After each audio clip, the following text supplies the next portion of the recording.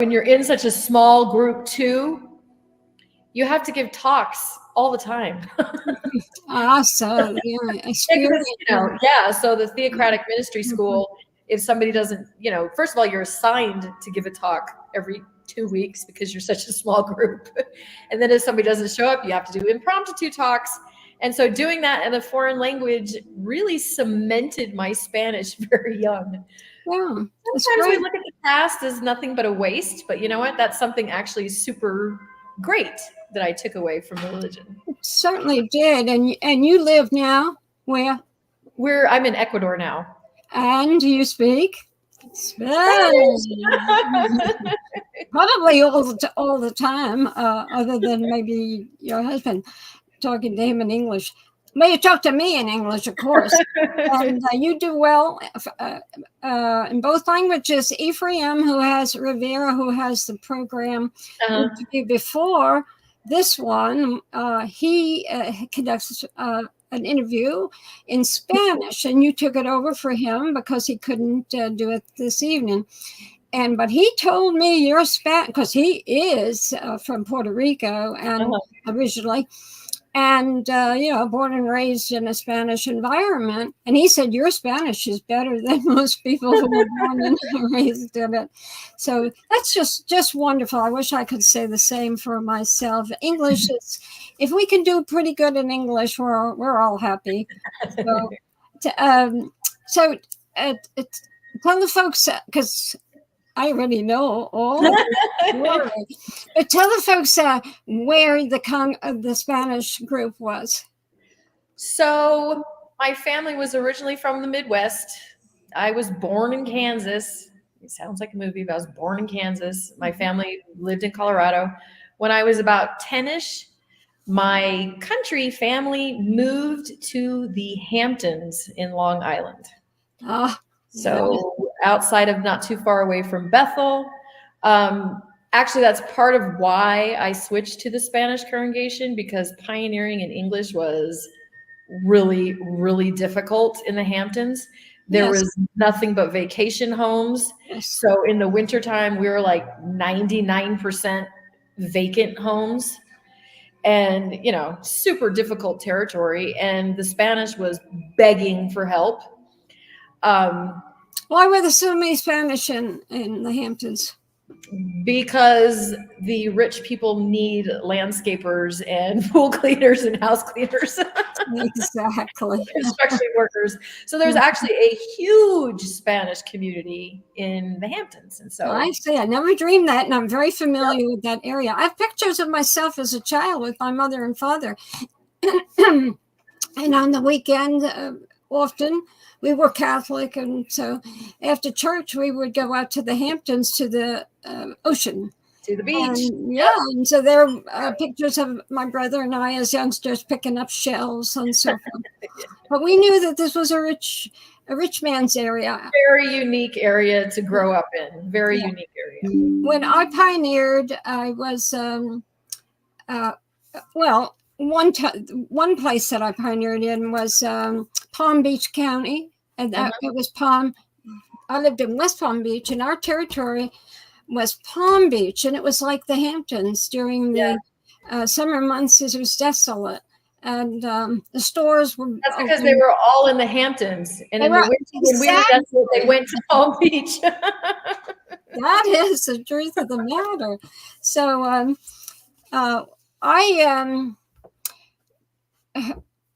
knew someone in Bethel who we're going to talk about.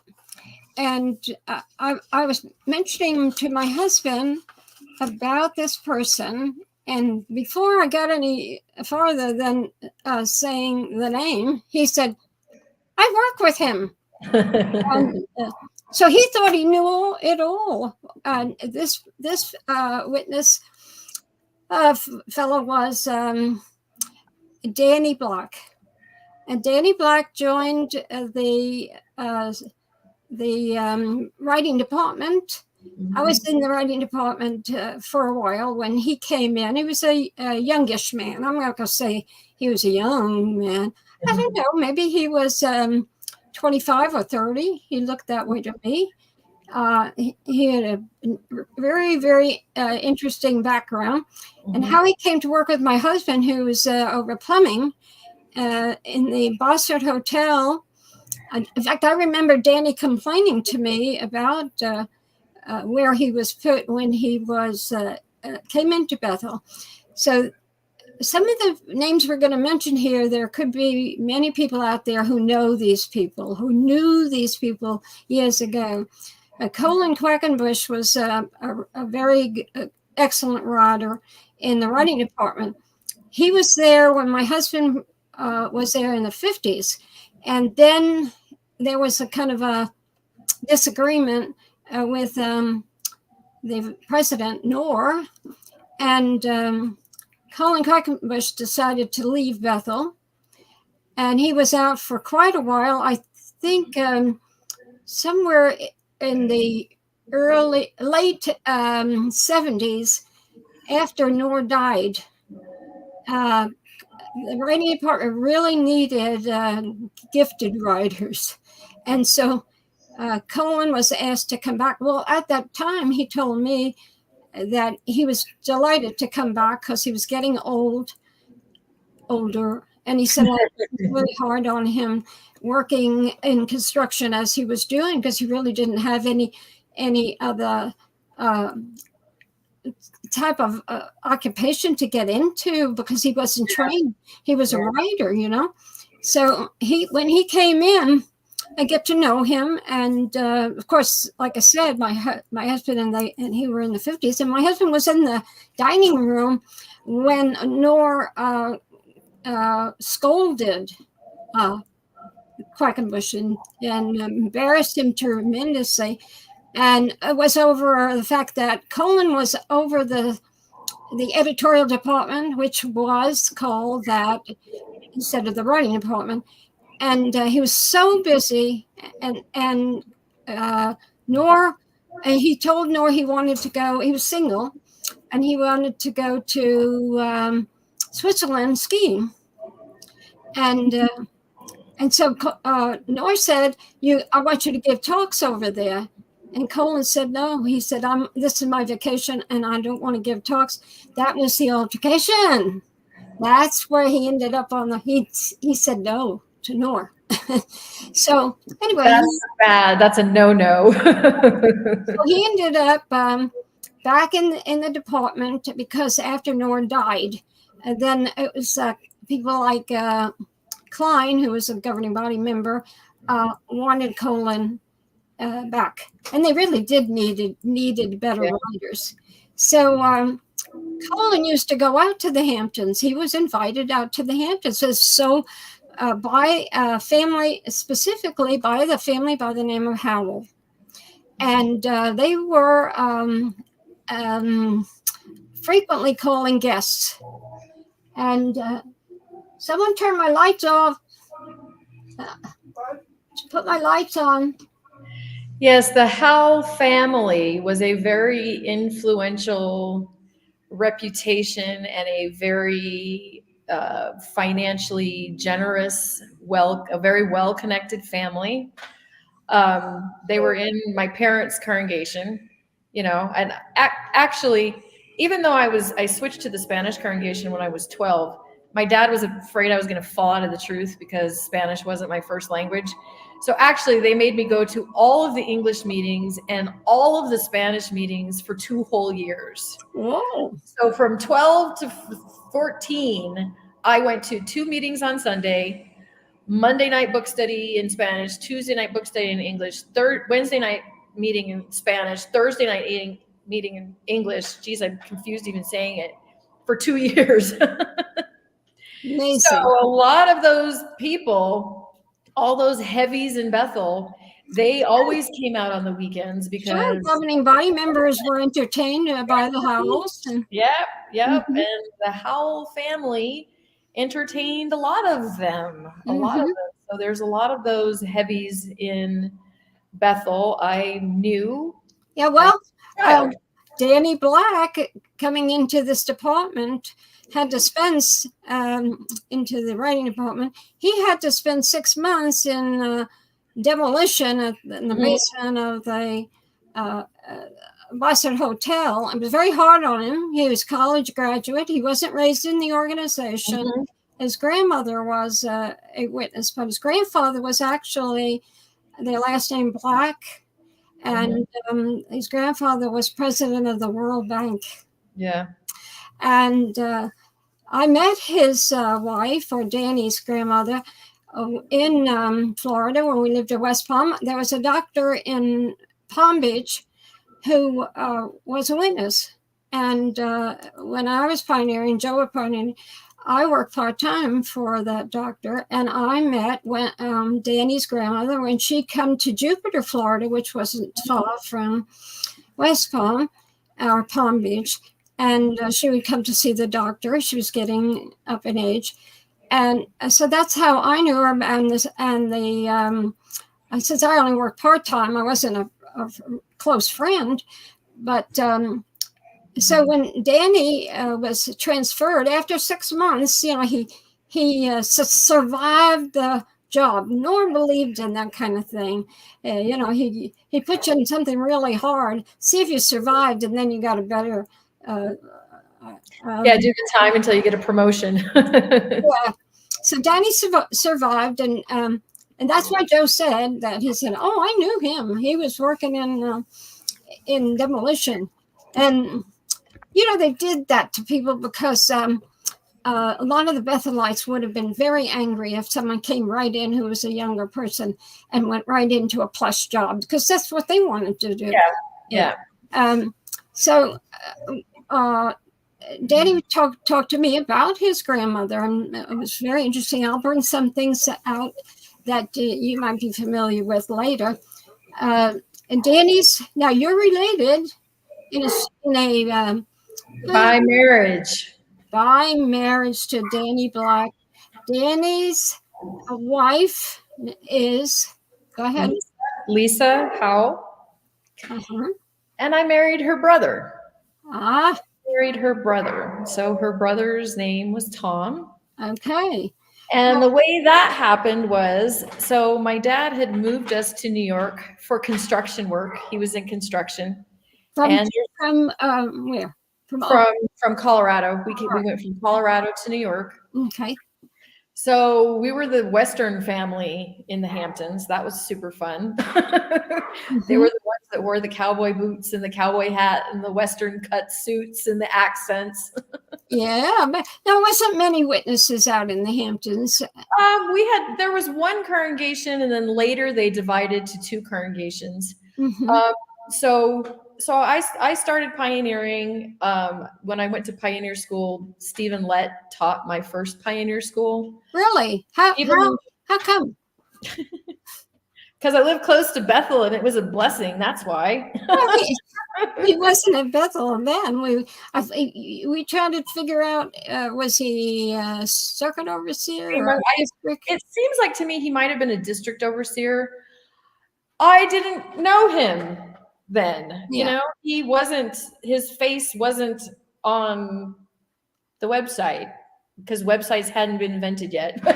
Of course. And his face was really an interesting one. He was like that in real life. He ate with those facial expressions. I went out in service with him, and that was. Tell us about how people reacted to him. I think that was embarrassing. Not making fun. That was embarrassing because he'd go up to the door, and obviously, I don't know why he uses those facial expressions, but for whatever reason, it alienates people because it's so extreme and it's so bizarre. And he had no interpersonal connection with people at all, no ability to read people, no ability to look at somebody and know whether they were paying attention to him or not, or following him or whatever.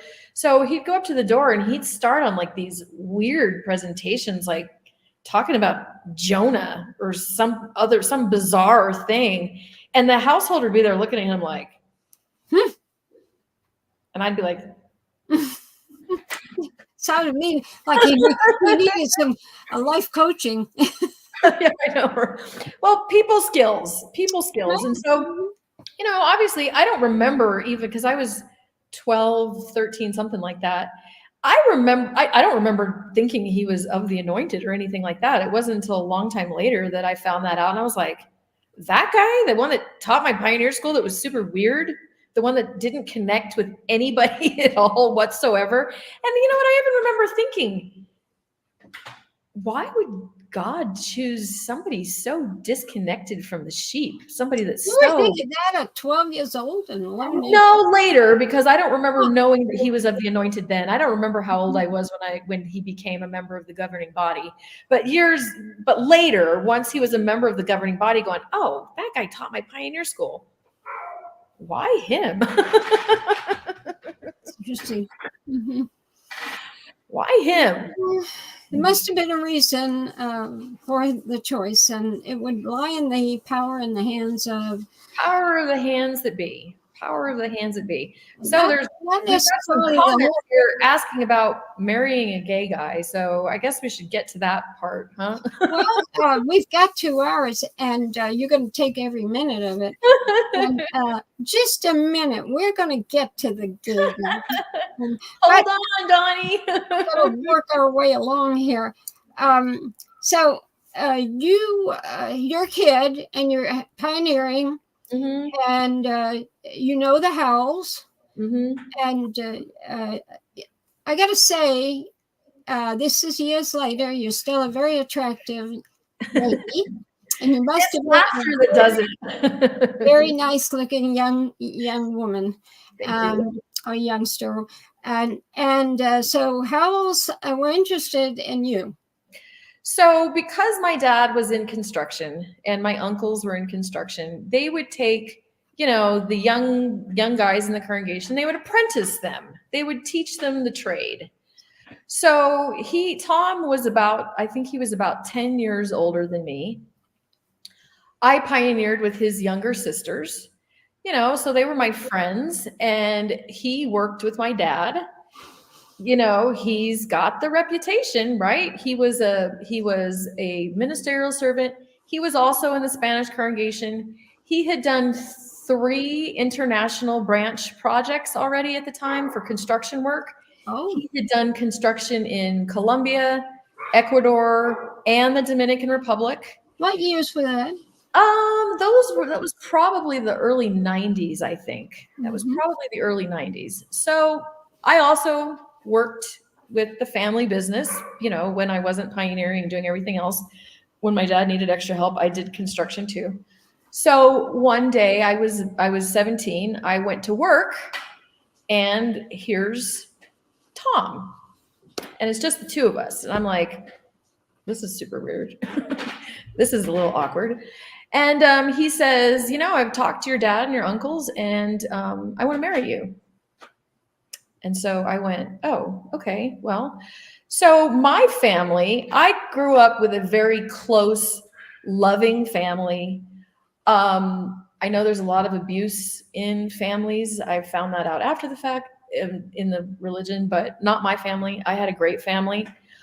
Very, very strict. They were elders, and I didn't have one dad. I had 3 dads. My uncles were like my fathers too. So as I got older, I knew that dating was going to absolutely be a nightmare because they weren't going to approve of anybody. Nobody's good enough for their daughter and their niece. You know how daddies and uncles are.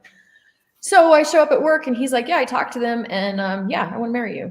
And so I was like, oh, okay, well, he's not a bad person. I mean, I'm friends with his sisters. I've known them for 7, 8 years. My dad approves. You have a great resume, because that's how you marry people in the organization, is based off of their titles and their resume, so ministerial servant, pioneer, comes from the right family, strong spiritual family, must work, right? So 5 months later, right after I turned 18, we got married. So should I keep going? Because here's where it starts. Well, you didn't. Interesting. That was the normal part of my life.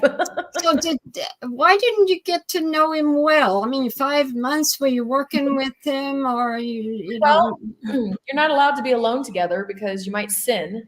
You got a good point there. Yep. So you're never allowed to be alone together. Can't kiss.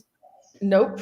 And I no kissing, no hand holding. And of course, I assume that that's because he's a spiritual person and we need to be a threefold cord and we can't do anything that might blemish that, right?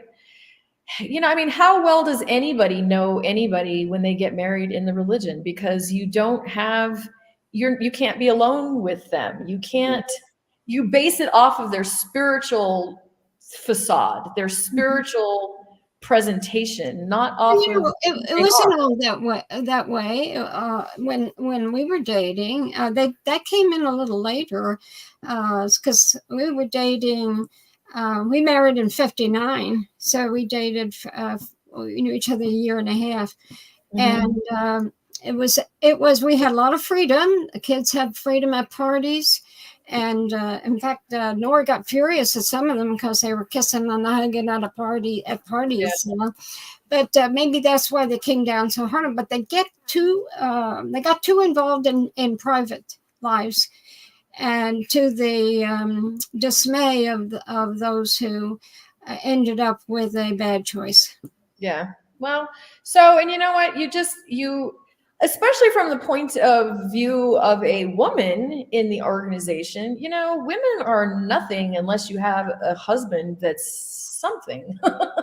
I agree. You know, so if you want to do, if you have any sort of spiritual goals, if you want to do international construction work or be a missionary or go to Bethel or you go to live around Bethel and Pioneer or in Brooklyn, you have to have a husband that has the same goals. And so you meet Bethelites. That's where so many of the girls were living and pioneering. You're absolutely right. Yeah. So, you know, and it's not like dating in the world, you know, you on your first date as one of Jehovah's Witnesses, marriage is on the table. This isn't even really like, oh, well, you know what, let's see how maybe this works. No, they very specifically date to get married. Mm-hmm. So that's a whole different mentality. It's not even really, you know, do we get along or do we like each other? I mean, my opinion, from my perspective, a woman needs to get married. So you pick the best resume that you can. And with God's help, everything's going to be great. Yes. And it wasn't. Uh-huh. Sorry to say that it wasn't. Mm-hmm. So my brother-in-law was Danny Black. Danny actually gave our wedding talk. He married us. He was a super, super nice guy. Yes, but remember, for the folks out there, Danny was not raised a witness. Mm-hmm. It was as after university, and he married a girl, I believe he knew in university, and so this was a new person into the organization. Mm-hmm. And he was just basically, because of his grandmother and all the Howells, he got a quick introduction into deeper things about the organization. Well, that's what power and connection can do for you, because, you know, his wife took his last name, Black, but the truth is he was still connected to a family that was very well connected. Mm-hmm. So then. So what did you do when you first married, as far as occupation? So I was cleaning houses. He was still doing construction with my dad. And right after we got married, it was downhill from the very beginning. In fact, at the wedding ceremony, Danny says, okay, you're now husband and wife. you may kiss the bride. And he starts walking off without me. I'm like, and Danny's like, wait a second, you need to kiss her. And so he comes back and he does this kiss. And I'm like, okay, that was a little awkward. Wait a minute. Let's go soon and get into the personal stuff. Did you not kiss him before that? Right. Kiss on the cheek. Oh my He studied with me, though. He studied with me at my dad's house. It was a very, very textbook how every Jehovah's Witness should be in the textbook courtship. You know what? I know people have a hard time understanding that, but the mentality is you have to have it clean. You can't cross the lines or you're not going to have Jehovah's blessing. And, you know, I would look at him and I'm like, well, you know what? He's a ministerial servant. He's a pioneer. He's an international servant. His dad's an elder. He comes from this spiritual family. They hosted governing bodies. So, you know, obviously he's got a higher standard than, you know, what most people do. Great. That's good. That's what you want. Right? Or not. So I'm young. It's almost like God didn't put for those who are out there who believe the Genesis account, it's just like God didn't put them two together and multiply and fill the earth, you know. It's a sin to be interested in someone else dead and therefore your body members. And so I just thought it was going to be a great spiritual marriage because I was dumb. Well, but you know what? I was also homeschooled. Yeah. I was pioneering from a young age. So how am I supposed to know that that's a red flag? I didn't watch television. Did you watch TV? Are you so busy in the service that you? No, we didn't have TV. We were too busy. How was I supposed to know that that's a red flag? Yeah. Well, I'm started realizing that there were red flags when it was too late. I was already married.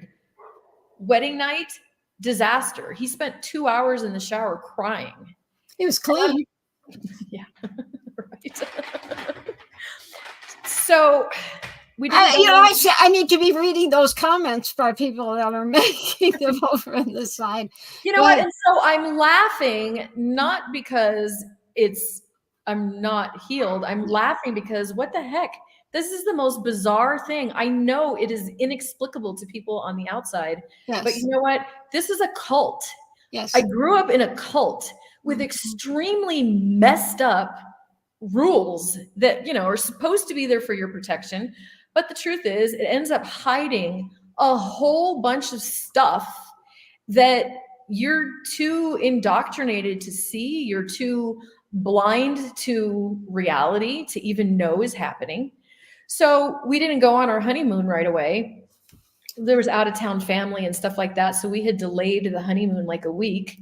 And so the day after I get married, my sister-in-laws decide to take me out to lunch and to tell me some things about the family that now I'm part of the Howell family and that I should probably know. And so they're like, well, you know, we've all been abused. Tom's been abused. Our grandfather has abused us. Our dad has abused us. And so you should know. And I was like, what the hell? Why would you not, this is the day after my wedding night, which was disaster. So I'm like, why would you not tell me this before? And they were like, well, you know, he had a girlfriend before and we told her and she canceled the wedding. She broke it off. And so we really thought he should marry you. So, you know, that's why we didn't tell you. They all wanted him married. Yeah. Exactly. That because I think standards for men are kind of the same. You should have a spiritual wife, right? Mm-hmm. Okay, so then we got special permission from Don Underwood in Bethel to go to Mexico right away because Don Underwood was the overseer of the worldwide construction work. Yep. Because I had a good reputation, because he had a good spiritual reputation. We got permission to go to Bethel. I think it was about 4 or 5 months after we were married. I think typically you're supposed to be married for a year and you need to be 20 or something like that before they'll send you on an international project. But they made a special exception, and I was 18 and we'd been married 4 or 5 months, and we went And to he Mexico. was a Howell. Yeah. Yes. And Yep. probably Don Underwood spent the vacation out in Actually, I know he did. I know he did. Yes. I really Yes, he liked it. He's a great man, had 5 kids himself, and raised them up at Wallkill because he was the builder of the first building in Wallkill. Wonderful, fair man. And if he had known, it would. Well, you know what? He was not one of the effeminate type of men. He was pretty masculine. I mean, he did construction work and stuff like that, you know, but clearly I was not his thing. Yeah. Tom, you're talking about. Mm-hmm. Yeah, I was not his thing. So so here we are, newly married. I'm 18 and we're in Bethel at Mexico, married just 4 or 5 months. And, you know, he goes camping on the weekend with single brothers. I'm not invited. I'm not allowed to go. So we had the same amount of alone time after we were married as we did when we were dating. I mean, do you feel that this was, I'm interrupting you because I'm so curious. Do you feel that this was a family arrangement? Yes. This marriage, do you feel that they're on both sides, they wanted Howell to be married, Tom to be married. And so it was mutual on the part of the fathers? You know, yes, absolutely. But I will defend my dad. He only wanted what was best for me. And in his religious goggles, that's what he thought was going to be the best. Yeah, well, he didn't suspect. So and I know too that he was probably concerned that I would end up marrying an illegal immigrant because I was in the Spanish congregation. Somebody that he wouldn't be able to speak with. So he's like, okay, you know what? Here's this young man. I know he works with us, so I approve. Yes. Okay. All right. I can understand why. Yeah, I can't, I mean, in my heart, I can't really blame him because I know that in his religious closed-mindedness, that was what he thought was going to be a good idea. And unfortunately, it wasn't because in the religion, nobody knows anybody else. You don't know anybody. Mm-hmm. You can't know anybody because everybody has to hide what they really think. Mm-hmm. Everybody has to hide what they really feel because if not, you'll get judged. You'll get accused of being apostate or, you know, your privileges get taken away. So you have to stay super closed lips about who you really are.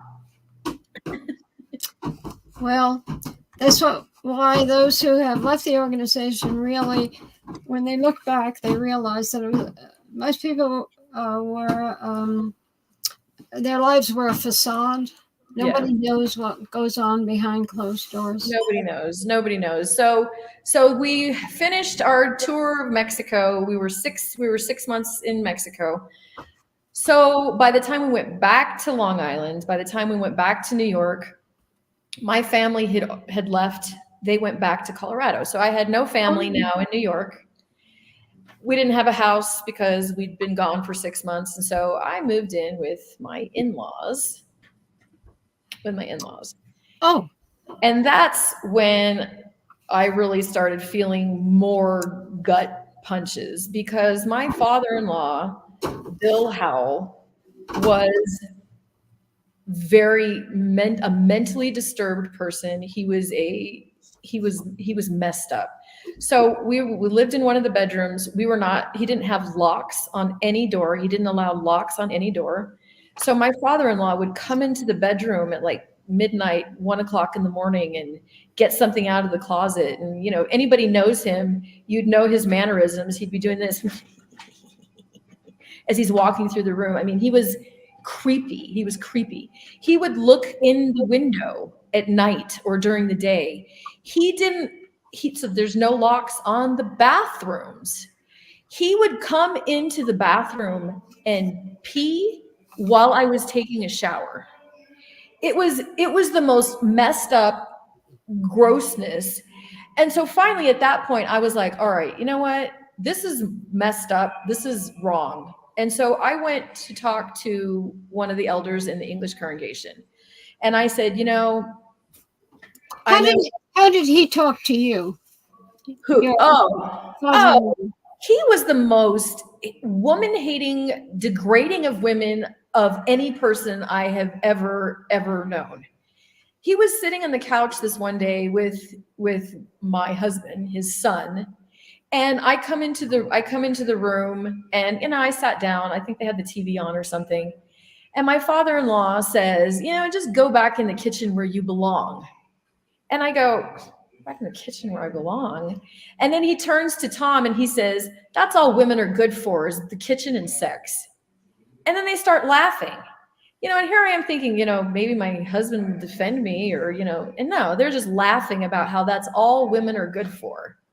And I was like, you know, for being an elder, what a horrible human. I mean, not even a horrible witness. What a horrible human you are. He's terrible. So that all of that prompted me to go talk to the English elders. And so I talked to one of them. I was like, you know, I'm sure that you don't know this.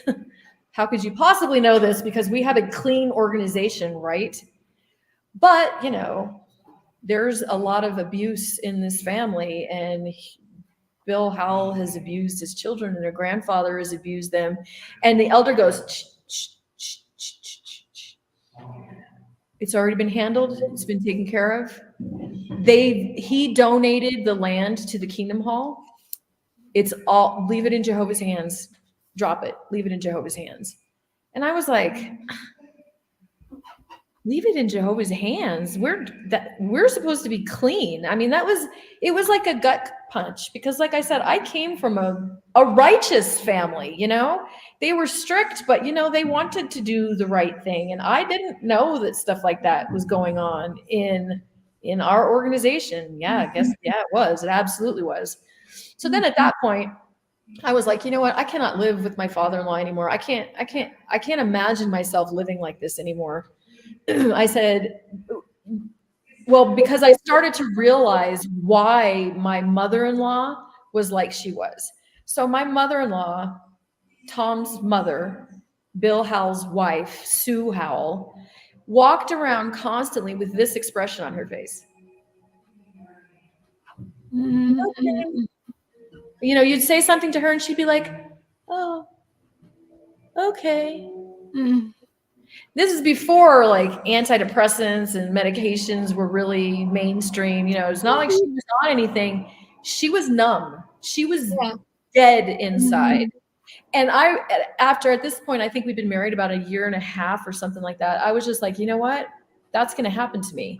I'm going to become a zombie. I'm going to die. And my soul is going to die. I'm going to have to do something, or else I'm going to become like her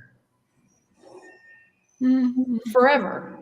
So I told Tom, I said, you know what? I'm not doing this anymore. I'm going to go back to Colorado where my family is. So I don't care what you do. You can come, you can stay. I don't care, but I'm not staying here. I'm not living with my father-in-law anymore. I'm not doing this anymore. So he did move to Colorado with me. We moved to Colorado, and then it really started going downhill.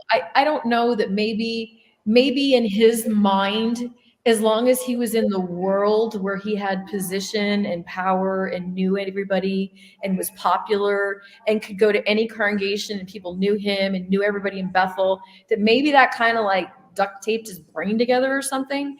And when we left the environment and went to Colorado where he was an unknown, he came unglued.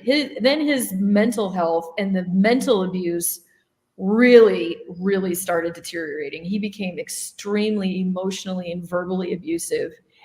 And so, and I did try to go to my family and go, we've got some problems. We've got some serious stuff going on here. And the answer I got was, trust in Jehovah, leave it in Jehovah's hands, be a good wife, pray, and everything will be fine. And you know what? It wasn't fine. It wasn't fine. I got to the point where I couldn't live like that anymore. And then I just kept having the face of my mother-in-law. And I was like, this is why she's like this. This is why she's like this. I can't let that happen to me.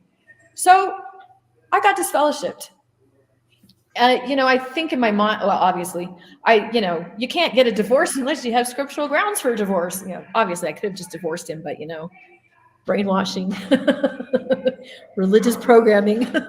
Yes. So I got disfellowshipped. I was 20 and I met a worldly guy and I got disfellowshipped. So I got pregnant. Go figure. That's what happens when you are out in the world and disfellowshipped. And so, like I said, I came terribly unhappy and looking for some sort of legitimate affection. Yeah, something normal, right? Normal, something normal. Yes. So, but here I am pregnant, and I'm like, I can't imagine raising my daughter without family, because my family was a good family. I can't imagine raising her without grandparents and great grandparents and aunts and uncles, without the loving family that I had. So now I have to either leave the baby's daddy forever or marry him in order so I can get reinstated, right? So I marry him. I hadn't known him very long. I think we'd known each other maybe 4 or 5 months. But, here I am pregnant and he's like, okay, let's get married. And I'm like, well, okay. Coincidentally, I have to get married in order to get reinstated anyway, or else, cut you off forever. So I get married. Husband number 2, this one's worldly. And he was definitely opposed to the religion. You know what? And I can't even blame him for that either, because when we met, I was disfellowshipped. Now we're married and I'm Jehovah's Witness girl again, going back to meetings, going out in service. No, not going out in service because I wasn't reinstated yet. But, I'm back to a lifestyle that he didn't sign up for. Mm-hmm. And he was not okay with that. He was the one that burned literature and threw my clothes out and said, pick your God or me. He was not on board for me being one of Jehovah's Witnesses or raising his kids in the religion either. And so I'll share this part of the story. When I went to get reinstated, I turned in my letter. My dad, we were still no contact, but he did say he was an elder, and 2 of my uncles were elders in the congregation. So my dad says, it's time for you to turn in your letter. So I turn in my letter for reinstatement. And the presiding overseer at the time takes my letter and he goes like this, throws it in the trash can. And I go, what? He goes, ask your dad. With that face, he just goes, ask your dad. So I'm disfellowshipped. I'm not really supposed to have that kind of conversation with my dad, but I go to my dad and I go, what's happening? And so my dad very briefly, because I'm disfellowshipped, it says, he really shouldn't be the presiding overseer. He doesn't qualify. We think that he should step down. So just leave it in Jehovah's hands. Wait until the circuit overseer comes and we'll see what happens. So circuit overseer comes, nothing happens. And so I turn in another letter to another brother, a different brother in the committee. And then no response. I get no response whatsoever to the second letter. Then my dad and my uncles step down from being elders. And the presiding overseer calls me and says, okay, you're reinstated now. And I go, what? Yep, you're reinstated. We're going to announce it. So, I'm glad to be reinstated, but what the heck is going on? What's happening? So I'm reinstated. And basically what happened was, because my dad and my uncles were righteous people, they were trying to keep the congregation clean and have somebody step down that didn't qualify. He didn't like that and used me as a pawn to get rid of the annoying elders. That elder? He wanted to get rid of your father, and Yeah, because they were telling him he should step down. He didn't want to step down. So guess what? You want your daughter and your niece reinstated? Get so out. walked right Reinstated. into another situation. So I'm laughing, not because it's funny, but because it's ridiculous. The It's irony. it's a circus. I mean, what are you supposed to do? You can laugh or you can cry. I mean, and so again, I'm like, what the heck? I mean, what's going on here? And the answer that you always get in the religion is there's imperfection in the religion. There's imperfection, imperfect people. It's still the true religion. It's still the true religion. Yeah. Still the right religion. It's just, you just have to overlook the imperfections like Jehovah's. Well, that's the answer they're trained to give, and they call that love. That's the answer we're brainwashed. That's the answer that we're brainwashed to give ourselves. Mm-hmm. So the second marriage lasted almost 5 years, and then he left. He left me with 3 little kids. So the kids at that time, I think, were about 3, 2, and 1. All right, that's just great. So now here I am, a woman in the organization. I'm divorced twice now with 3 little kids. I've been disfellowshipped once. So you know what? I am on nobody's resume ever. Yeah. Nobody's going to touch me with a 10-foot pole because, I've, made some mistakes, God forbid. So there was an ex-retired circuit overseer in my congregation who introduces me to his son. 20 years older than me, not afraid of my mistakes and willing to take on 3 small children. So at 28, I got married the 3rd time. Husband number 3, guys. We need a flow chart here, I know.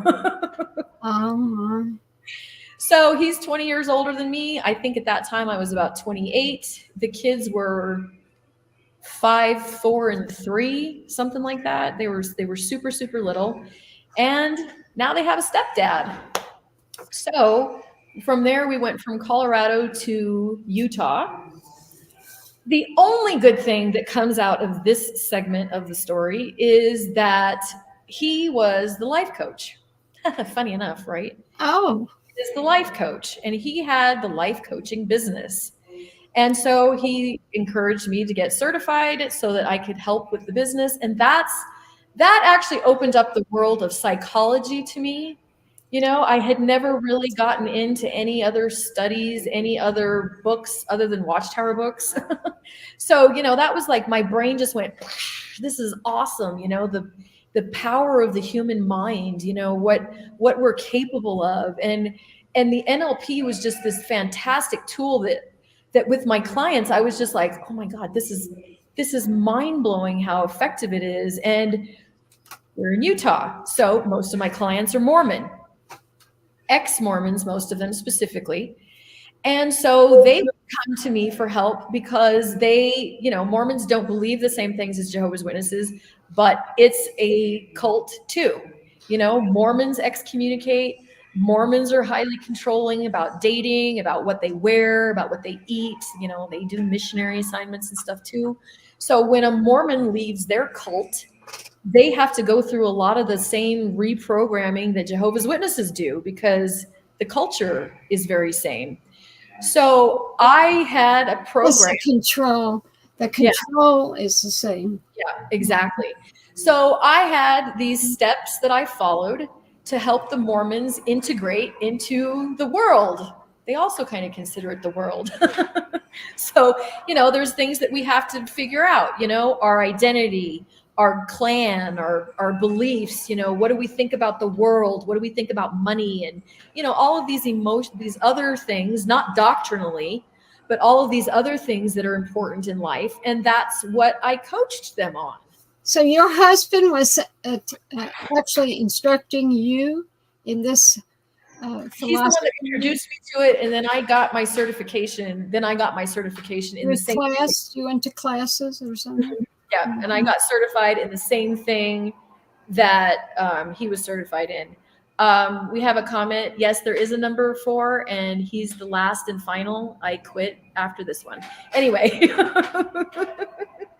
So the one good thing that came out of this is I got a tool that has absolutely been my blessing for the whole rest of the life. So from there, we eventually went to the Dominican Republic to serve where the need is great. We took was he, now he's the son of a circuit overseer. Son of a circuit overseer. Okay. Was he also a elder or a regular pioneer, an elder?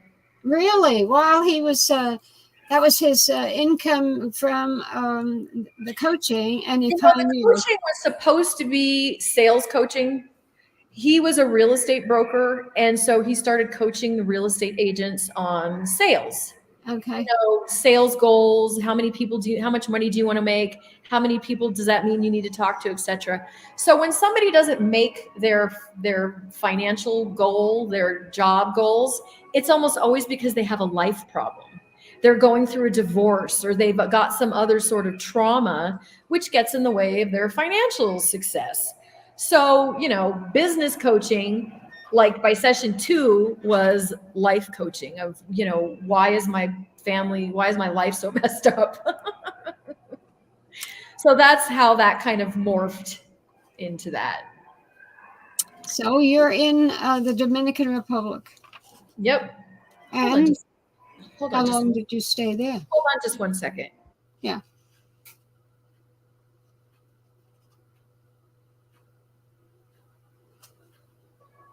Okay, so now we're in the Dominican Republic, and you have your 3 children? We had the 3 kids. Yep. Yeah, they were 10. I think they were 10, 8, and 9, something like that, when we went to the Dominican Republic.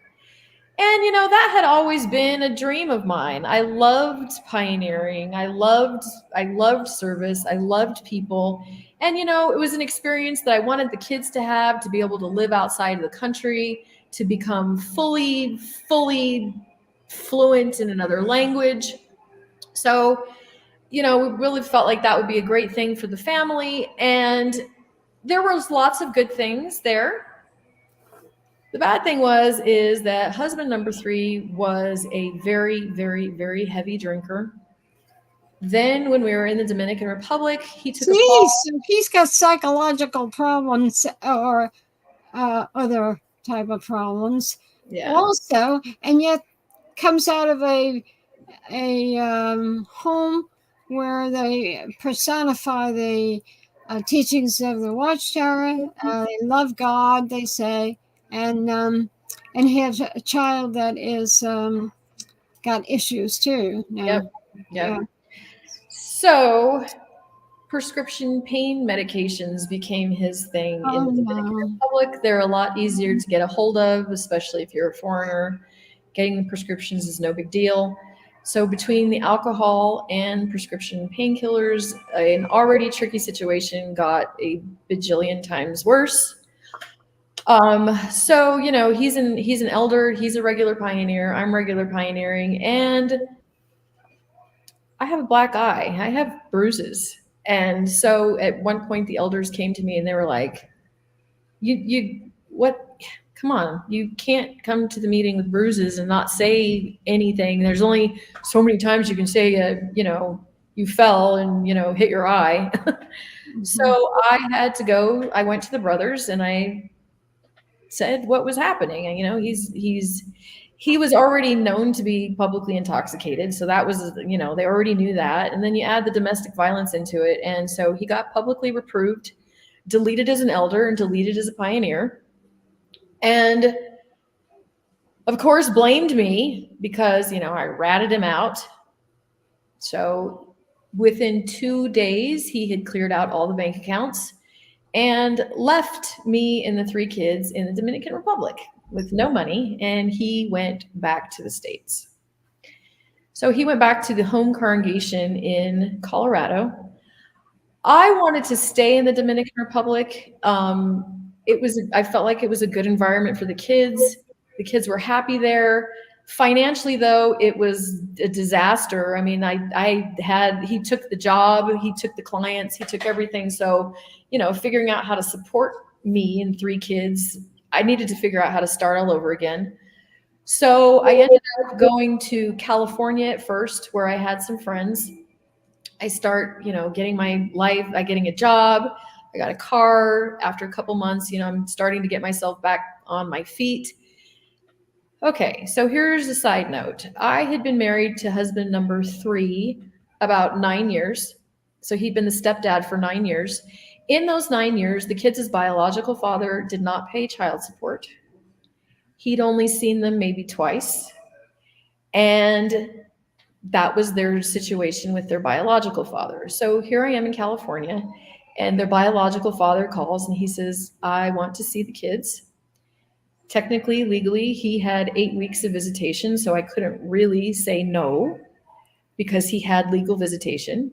And then on the other hand, too, I'm like, okay, well, at least maybe he's trying to be a dad. Maybe he's grown up, it's good for children to know their biological father. So he takes the kids and he keeps them. And he calls me and he says, you'll never see these kids again. He cut off all communication. He shut down my daughter's Facebook. He would not allow me to speak to them. So, of course, the first thing I do is I go to an attorney and he's like, well, can't do anything until he's had them for over 8 weeks, because legally he can keep them for 8 weeks and there's nothing you can do about it. He was only supposed to have them 1 week. And there's legally absolutely nothing I could do until he had breached his visitation. So in the meantime, I'm frantic. So I'm working and, trying to keep myself busy, and not speaking to my kids was incredibly, incredibly difficult. And this was also a jurisdictional nightmare, because I talked to, like I said, I talked to an attorney. I talked to several attorneys. First of all, they were like, well, technically you're not a legal resident of California because you haven't been here long enough. When he picked them up from Reno, Nevada, because that was the closest airport. So technically we can't even say that they were kidnapped from California. It was Nevada. The custody orders are out of Colorado and he's in Florida. So I literally have a cross-country custody battle, jurisdictional nightmare. And, now I'm going through a divorce because husband number 3 filed for divorce, even though he doesn't have scriptural grounds for divorce. I'm still a faithful sister. He's the one that took off and left. I am still completely 100% dedicated to religion. The crimes that I see, I believe, are due to imperfection in humankind. At this point, I am not thinking at all that it's a false religion. I'm thinking Jehovah's going to step in and I'm going to get my kids back. He's going to help me. That the society helps with custody battles where religion is an issue. And that's exactly why I'm going through this custody battle, is because religion is 100% an issue.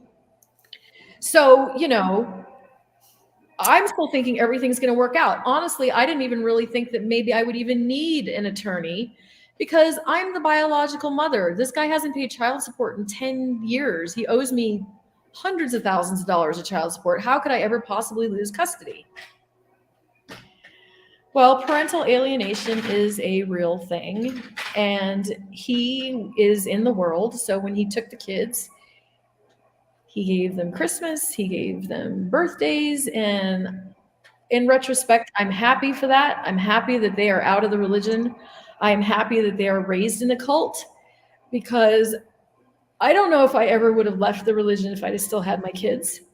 I might be willing to risk my own everlasting life, but I don't know that I would have risked my children's everlasting life. And they would be witnesses. Mm-hmm. Yep. Or disfellowshipped, or going through the same kind of trauma that everybody else goes through.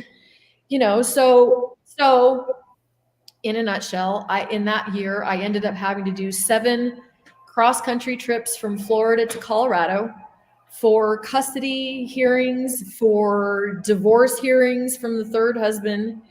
And so this is how I start being pushed out of the religion. I'm a faithful witness, right? I'm not doubting the religion. I fully believe that Jehovah's got my back, that this is the true religion. And I go to Colorado for the first court hearing, and I go to my home Spanish congregation. The soon-to-be ex was in the English congregation. I go to the Spanish congregation where everybody had known me at this point like 20 years. And I'm like, hi, everybody. Hi, hi, hi. And I get this. You know, I raise my hand to answer, hey, me, pick me, pick me, pick me. Nobody calls on me. Finally, I'm like, what the heck? What the heck is going on here? What's going on? Well, the third husband had been there about this time, probably 5 to 6 months beforehand. His father had his letter. You know how there's a letter that follows you that says, you know, what you did and stuff. Apparently his father, because he was an ex-circuit overseer, had his letter sent to another congregation and then sent it to another congregation. And so by the time it got to our home congregation, nobody knew that he had been publicly reproved and deleted as an elder. And he told everybody that he left me because I was an apostate. Now, apostate is one of those words that it is super easy to sling around, because once that word gets out there, they don't need any proof. It is like automatic shunning. You know, you don't have to prove anything. You can't defend yourself, because I tried. And I went to the Spanish body of elders, and I was like, you know me. You know me. Ask my congregation in the Dominican Republic. Well, you know, your spiritual head is here. Come on, man. Come on. What? And they're like, well, you're just going to have to leave it in Jehovah's hands. And if you're not an apostate, time will tell. So I just get treated like an apostate in the meantime? I mean, come on, man. I mean, please, I'm trying to stay in the religion, you know? The system was against you. It was completely against me. And, you know, so I was in Florida, going back and forth to Colorado for the court hearings. And it was in Florida, my publisher record card hadn't gotten to Florida yet. I think it was still in California. And so they didn't have my records yet. And an elder there, they were doing unassigned territory. And he's like, come on, sweetheart, just do unassigned territory with us. So I go and I do 2 weeks of unassigned territory in South Carolina, North Carolina, something like that. And you know what? It felt good. I loved people. I loved talking to people about the Bible. And so when I get back, the elders from this new congregation who didn't have my publisher record cards yet, they're knocking on the door and they're like, you know what? Your husband has called us and you're an apostate and you just did unassigned territory without permission. And I'm like, no, nobody understands. That's not true. And it didn't matter. It didn't matter. The reputation was out there. The head of the house said so, and that was a done deal. So by the time the official custody came through, that the kids' dad got full custody and I was cut out completely. So now I've lost my kids. I've lost my family. You know, interestingly enough, with all of this, you know, she's an apostate, nobody called me to say, hey, you know what, sweetheart? We know you. How come what's going on? Are you having spiritual doubts? How can we spiritually help you? Nope. I got shunned hardcore for being an apostate and I wasn't. All right, fine. So finally, you know what? I just decided, you know, I shouldn't have to fight this hard. Maybe there's something wrong with me. Maybe it's me. You know what? Maybe God never forgave me for divorcing the first gay husband. You know, maybe I've never been forgiven maybe I'm too rebellious. Maybe there's something wrong with me. Maybe that's why all of this is happening to me. And I thought, you know what? If Jehovah wants me out, then I am going to humbly take it. And I'm okay. That's what you want. That's when I started my lifestyle deprogramming, because I still didn't think that it was the wrong religion. I just thought I'm wrong. So I start my lifestyle deprogramming, which is basically the exact same thing that I had used on the Mormons. You know, how to create a world outside, how to create a new family, how to create new friends, how to create a new future for yourself. How to deal with reality. How to deal with reality, how to blend, how to create a life outside of a cult, basically. Mm-hmm. That's right. And I did. I created a new world for myself. And then I met my fourth husband. This one is a husband by choice. In fact, I didn't even marry him right away. It took me 8 years to marry this guy. I learned my lesson the first time.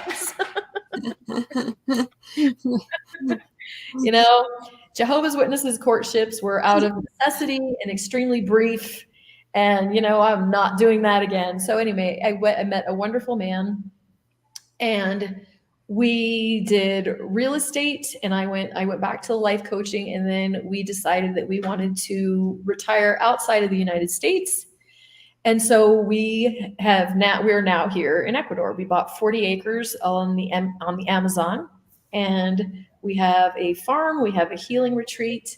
And so this is where my story ends up.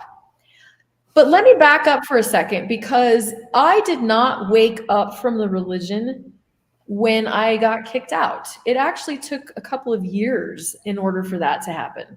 So my brother, he's listening. My brother got fellowship. My brother was fellowshipped. And so we were able to reconnect.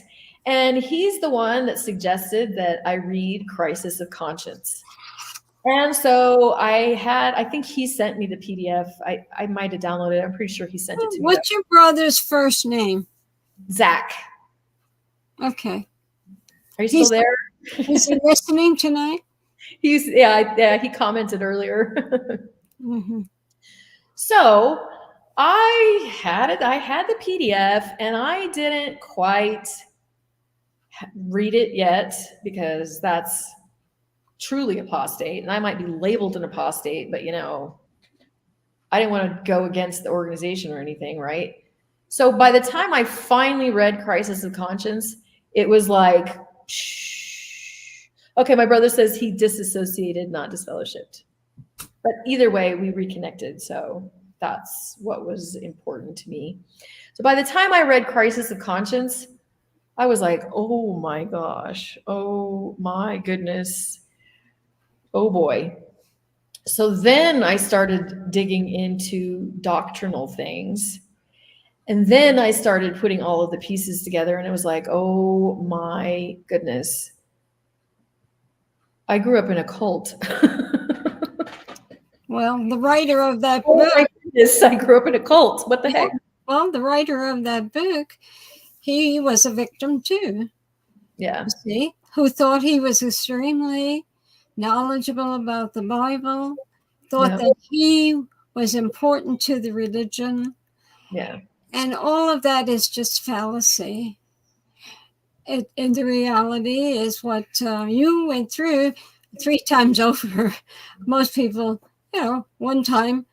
I was a fighter. I was determined to hang in there and do things right. Well, yeah, for sanity reasons, you know, different strokes for different folks, how they deal with this. If they don't deal with it, the results are tragic. And we all know what we're hearing about the suicide. So yeah. What happened to you is not horrible. It's life. And outside of this organization, where there isn't religious domination, people try to find happiness different ways. Yeah. And they're not looked down upon. And everyone makes mistakes. Yeah. In your case, you're a victim of really of abuse, because the Watchtower policies and practices are abusive. When you really think about it, they're a violation of human rights. Well, and you know, I know to an outsider who would listen to the story, you know, why the heck did I get married 3 times? Because I was in a cult. Because I was in a cult. That's why. Because you were a lost soul, I would think, and looking for. I mean, that's you're supposed to get married. Yes. You know, if it's a clean relationship, you don't have sex, you don't have relations, any sort of anything like that beforehand. How was I supposed to know, right? So, you know, I get disfellowshipped, I get pregnant, and what are my choices? marry the kid's dad or leave him forever. Well, he's a kid's dad. And you know what? Realistically, I'm looking at it going, I'm 21. What's the chances I'm going to be celibate for the rest of my life? I guess I better get married to the kid's dad. Yes, but you're 21 and with no experience. You didn't even have school, Exactly. public school or religious school to get experience. You had controlling information, looking into things with a critical evaluation. You don't know how to make decisions. Exactly. We raised our own son, making all the decisions for him. So this is so unnormal, but it repeats itself over and over again in extreme religions. Yep. So you make decisions based off of your box of reality. Exactly. So it's easy to look on the outside and go, oh, you know what? Well, you could have done this or you should have done this. Not when you're in this box. Yeah, so. Your choices are really limited when you're living in a frame like this, Since I was not raised a witness and not subjected to that type of thing by my parents, had a lot of freedom. And so when I had to make decisions, I was making them from past experience and what I was by my parents' experience and what was the world, looking at the world and making decisions based on what I saw and what was good for me. We as parents remove that from our kids when we are in a cult. Yeah. Yes. Yeah. And that's the disastrous part of all of this. That's the disastrous part. I mean, well, and then in those years too, the internet was not anywhere near as accessible as it is now. So how are you supposed to do any outside research? Go to the library? I mean, there wasn't tons, back in the 90s, early 2000, I never thought to look up Jehovah's Witnesses and investigate whether this is the true religion or not. I mean, I came from generations and generations of faithful Jehovah's Witnesses. Of course it's the truth. It's my spiritual heritage. Of course it's the truth. If it wasn't, don't you think the previous generations would have known? You have confidence that, dang, I'm lucky. I was born into the right religion, and from the outside that looks, insane. Like what a great coincidence that of the millions of religions you were born in the right one. I mean, we joke about that now, but you really think that when you're in, you really think that and feel that when you're in the religion. So you don't question anything. You just make the best decision out of a bunch of really bad choices. You make the best choice out of a bunch of bad choices. That's it. And then you try to navigate through the crap that follows the bad choices, Yeah. Well, if Jehovah's Witnesses are so different from everyone else, the Brotherhood is special. Why is the divorce rate and has been for years the same as this is on the outside of the religion? People are people, and these laws and watching people and making rules and regulations to control them doesn't make for better people. So as a person who's gone through all this, you have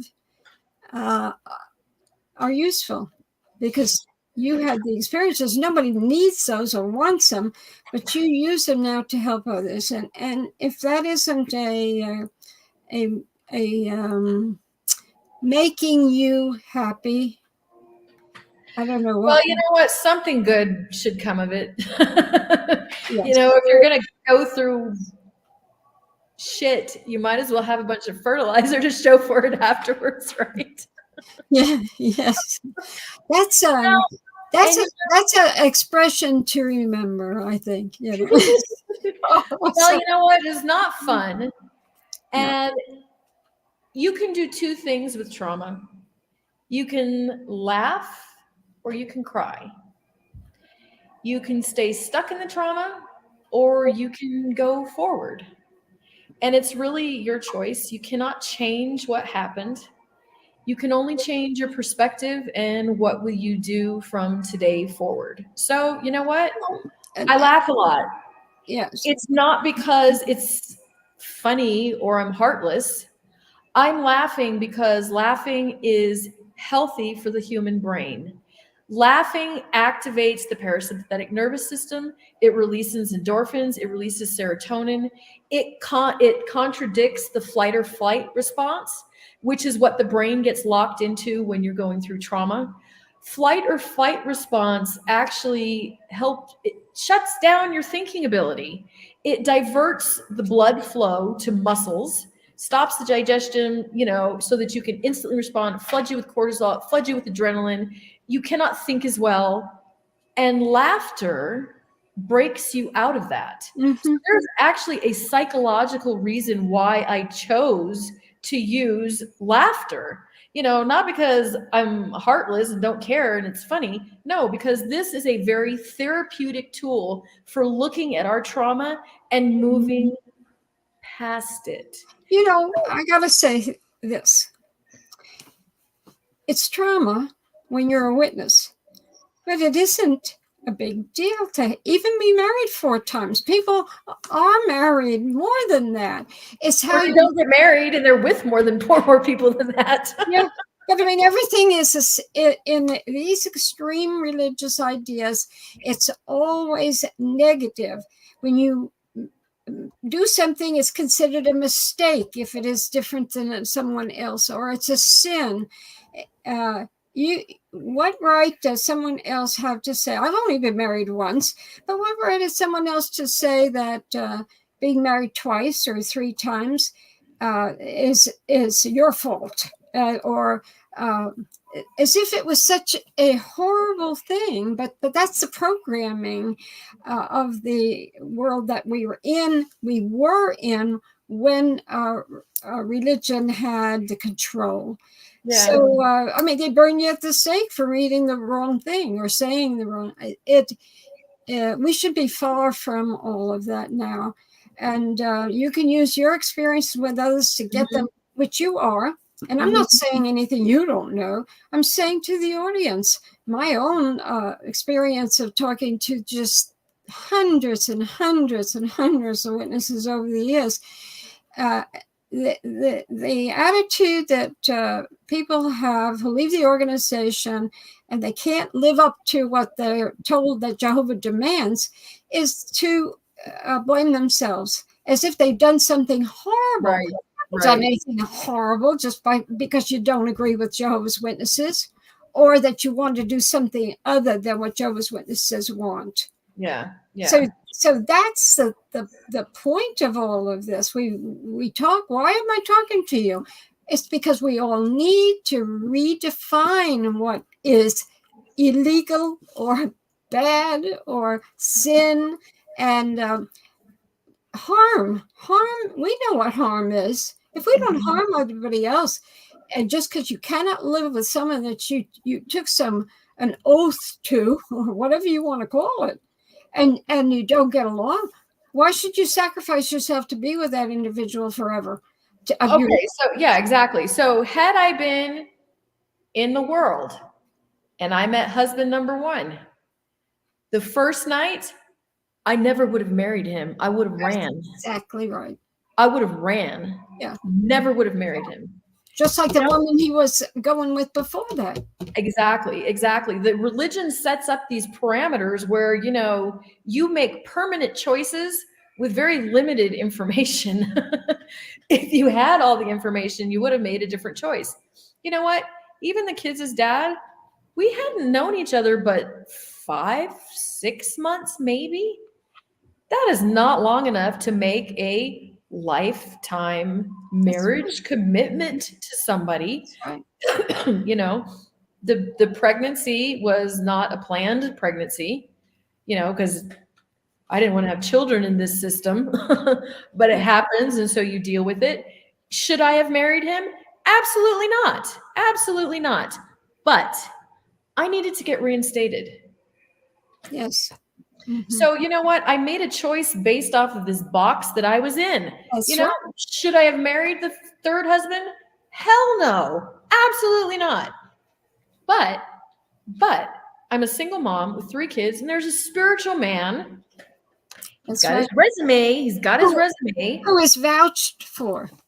Who's vouched for, so, I'm still believing, and I'm not doubting the religion. I'm not doubting God. So I'm still thinking, okay, you know what? I'm doing things Jehovah's way. It has to work out, right? Well, I know differently now, but I didn't then. I made the best choices out of crappy choices that I had at the time. That's right. So if I can laugh at it, and if my trauma can help somebody else, then great. Then we just turned the shit of the past into fertilizer that can help somebody else grow out of it. Because, I know a lot of people who also have horrible stories, and you know what? They're depressed. They're suicidal. Maybe they did commit suicide. No, guys, we don't have to let the trauma does not define us. Trauma is an event. It is not who you are. Yeah, it doesn't have to be trauma either. Yeah, exactly. Look at it correctly, and as some people do, and realize, hey, I don't have to take this. I have rights, but you don't have a rights, as you mentioned when we began this discussion. You're a woman in an organization where there are no rights. When I told you that there was a statement made, you were surprised, and it was in the article on respect for women. Yeah. And the statement that was made, I found it in another issue of the WATCHTOWER, buried in there. And it took a governing body member to approve to put it in that article, because it said that, well, first of all, I'm going to give a bit of an experience that you relate to because you knew the man, and that was Eric Beveridge, who was a senior writer, Englishman in his 60s in the writing department when I was there. And so he knew the Howells. He and his wife had been out there many times. He was jokingly called it a pit bull, if you in the writing department. And if you wanted something done, or you wanted some article written that would be really sucked to it, it was Eric. The Awake editor would sign Eric to it, or one of the governing body members would do that. So I came back from a trip and with my husband to a convention, and learned about an experience that was a doozy. And the woman told me the experience because she was so upset over it. She brought the witness stuff to a young woman who was previously raised around it, but had left it along a previous years somewhere along the line.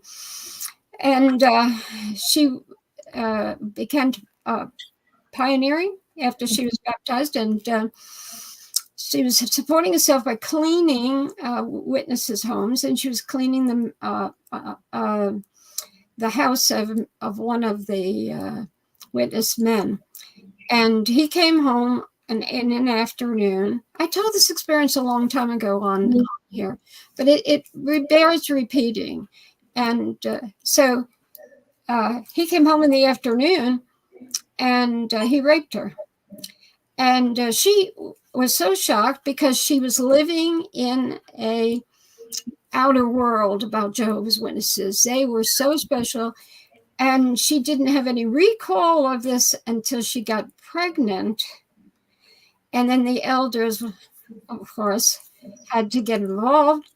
And what came about this was in time, she was helped, and she remembered what happened that afternoon.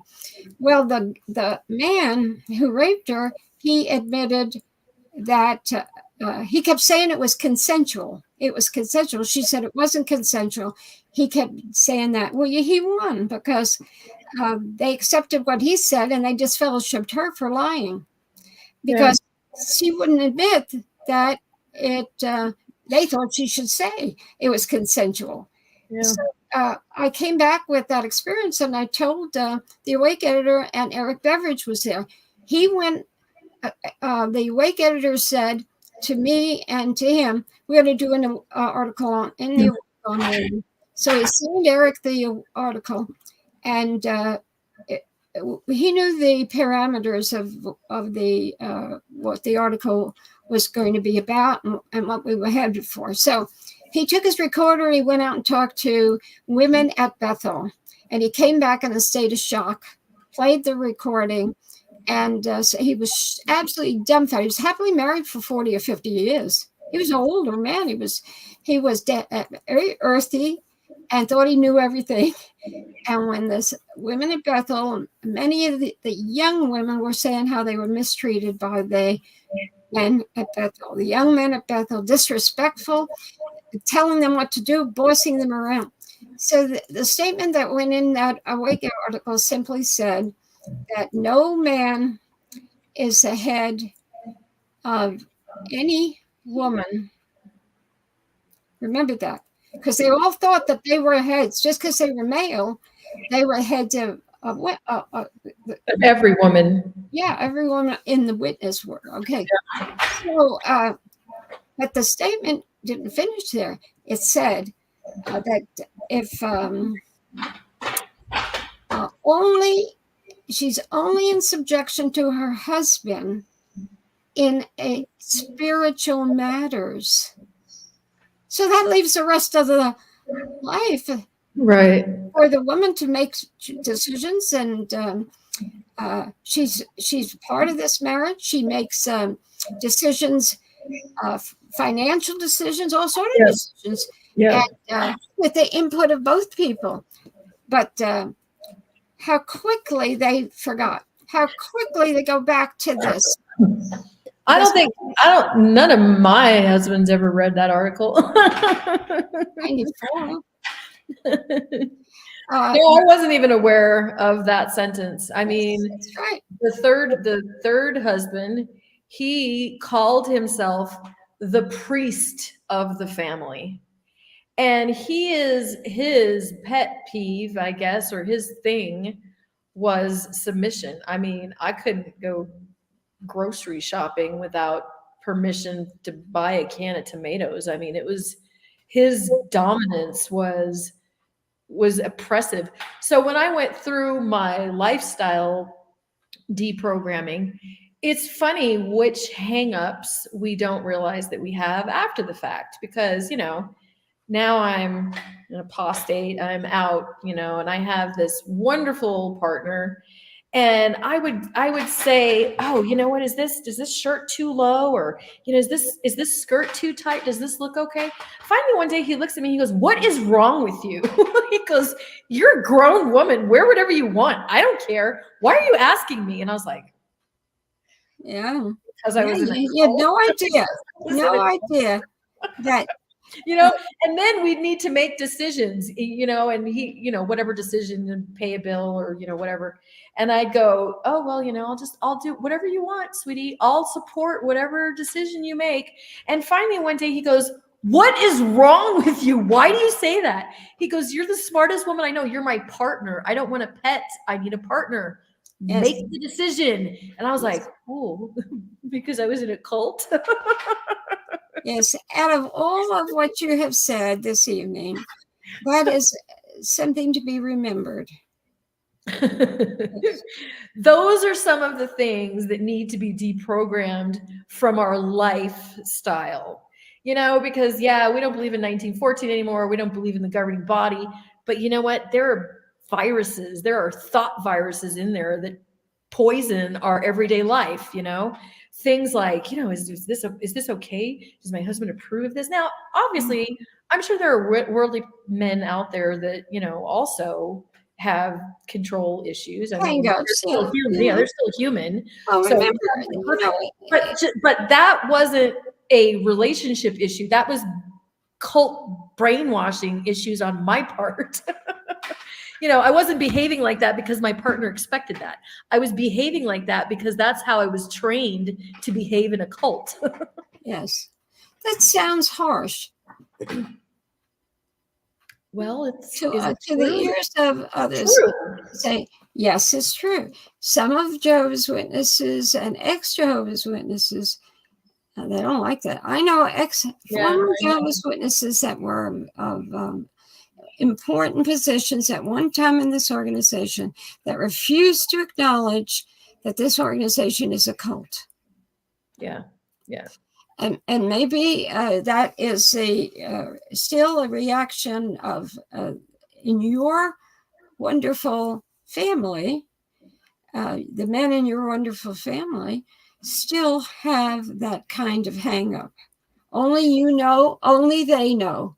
Well, so in my line of work, NLP treats the brain like it analyzes how people go about doing things so that you can model it. So if this person does something well, how did their brain do it so we can teach another brain to do it?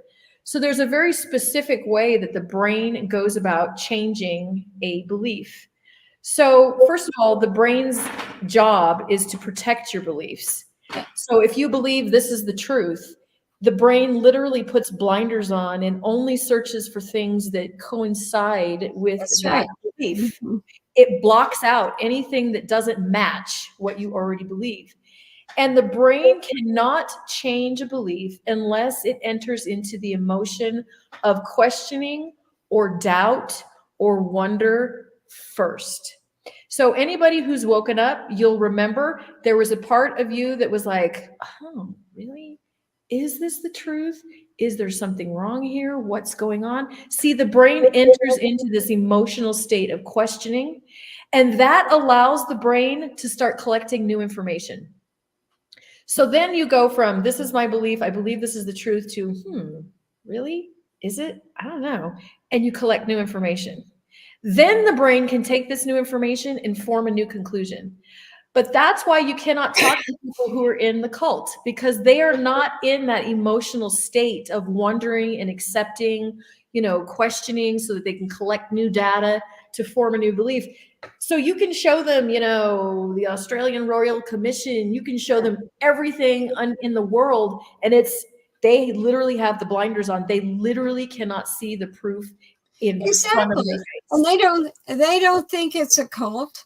To them, that behavior is expected of them, fits them. They like that way of life. That's also another aspect here.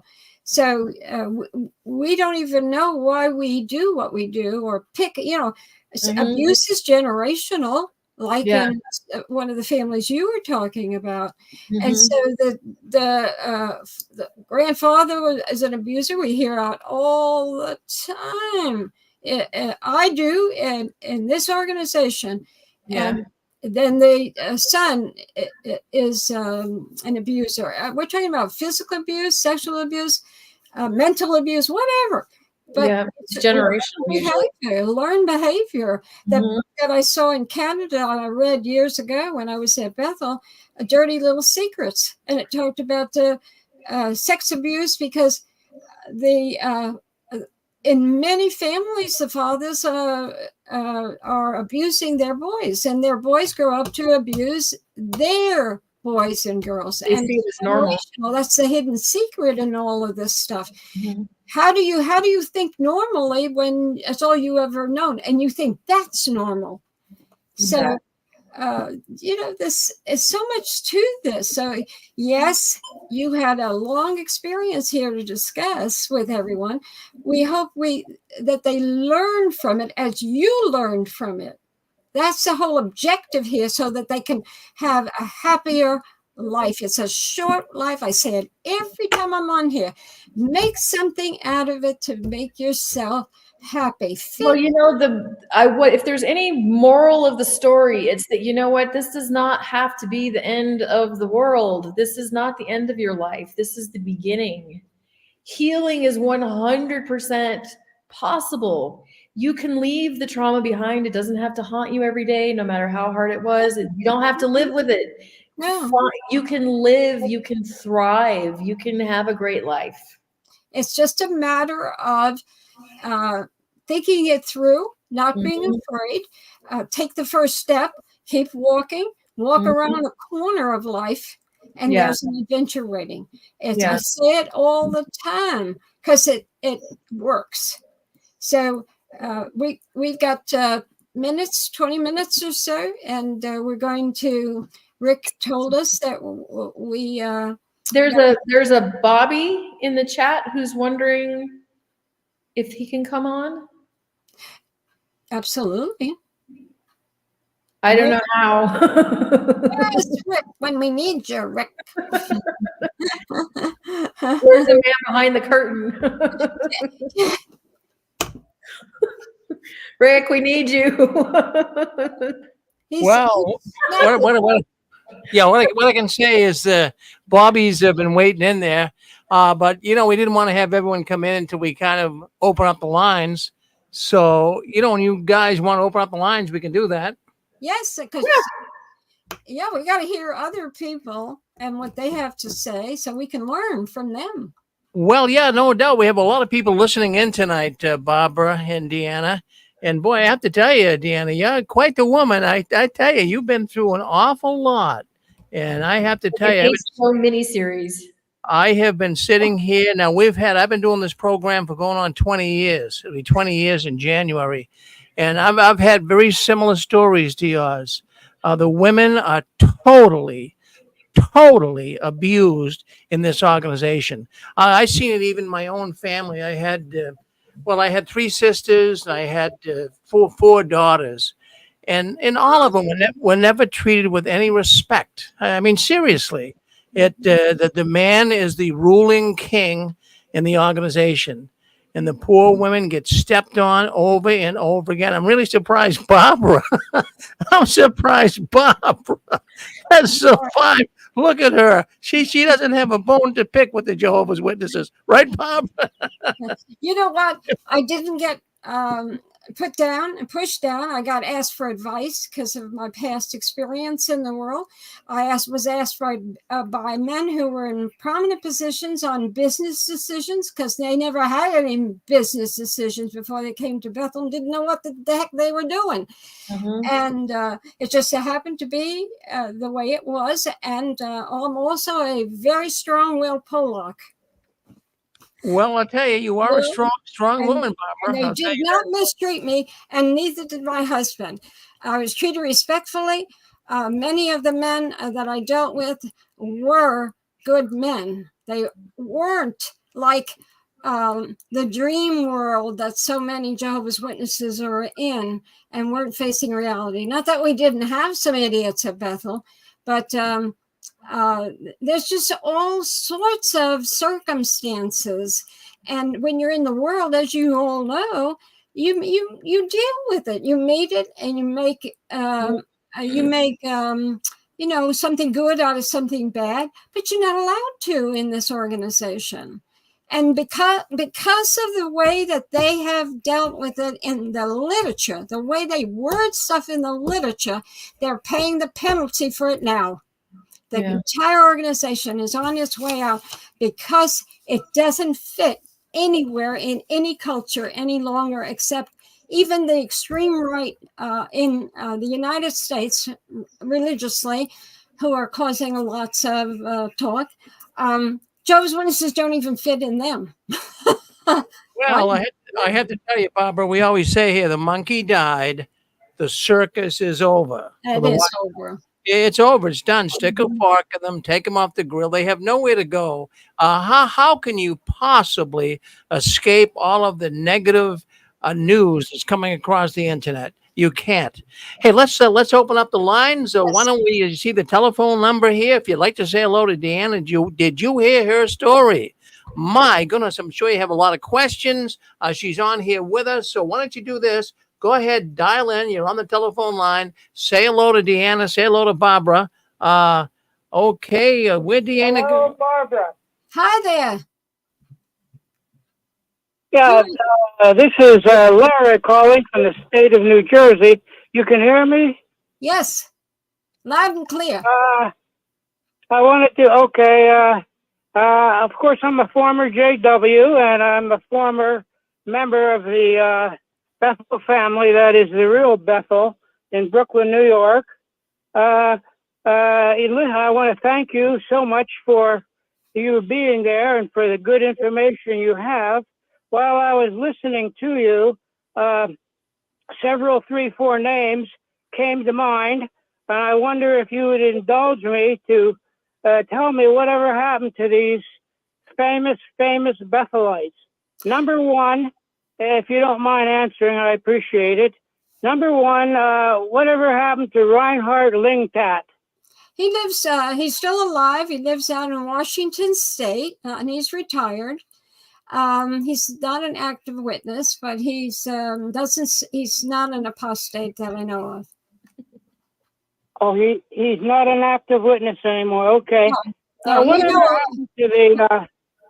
Whatever happened to the famous and important Dean Songer? Okay. Dean Songer. I would assume Dean Songer is deceased. Of course, as you must know, the beginning of Dean Songer was with NASA, and he came into Bethel, I believe, in the late 50s. And with a background like that, they really grabbed him. He was a very nice man, except that he wasn't very sociable. I didn't even know that he was in the writing department for years. Never saw him. I saw him only once, and I found out that he had a rather high position, made decisions between the Bethel writing department and the factory. He was a very, very powerful man in writing. I found out later. The society relied on him tremendously. He was a big, smart engineer for the society there at Bethel. But so you're saying he's still alive? And he is not a JW?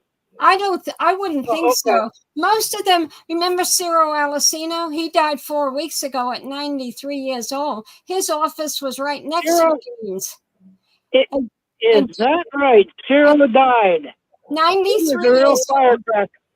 Yes, and Dean was his overseer, actually. What happened to, if you'll indulge me on just two more, what happened to the Curzon brothers, John and Russ Curzon? Oh, yes. Well, John Curzon died a long time ago, a very bitter man. He was the inventor of a lot of the machinery over in the factory that accommodated the type of printing that they did. And my husband knew him pretty well, and he stayed low profile in the background. I didn't even know. I met him before I went to Bethel. When we were visiting Bethel, my husband introduced me to him. He was very bitter, even at that time. Russell Curzon, everybody knew, a very friendly, very nice man, knew all the secrets of Bethel, and died quite a while ago. Did they both die as JWs? Yeah, I think John was probably not very active or involved in the steward, being a steward of the flock.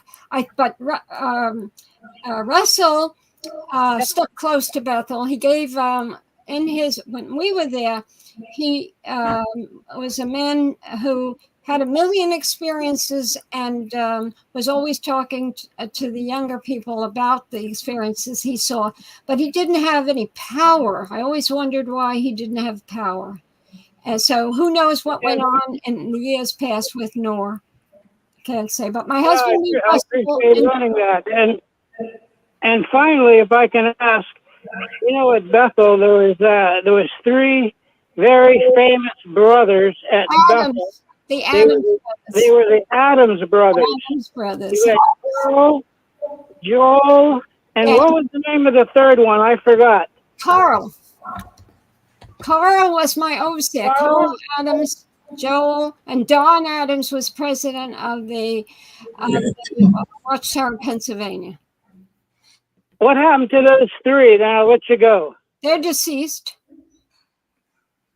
Did they all die as JWs? Oh yes. Oh yeah, absolutely. There, Well, I could write a book about, and I don't really know a lot about them, but they were interesting people. They had a mind of their own. I had interaction with all three of them. Very pleasing action. Although I think Carl was a little weird, and but that's because of that's true. many reasons. They were just people with the same old stuff that everybody goes through with brothers and people, and it's just the same old world with whether you're in that watchtower or you're out of watchtower, and there's always intrigue.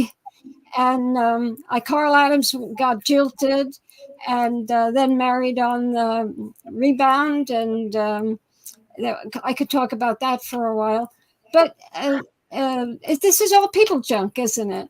And but they were faithful to this organization because it was all they had. They built a life around it, and they loved it because they had control. They had power. And that's what people Thank you, Barbara. want. What? Yeah, you're welcome.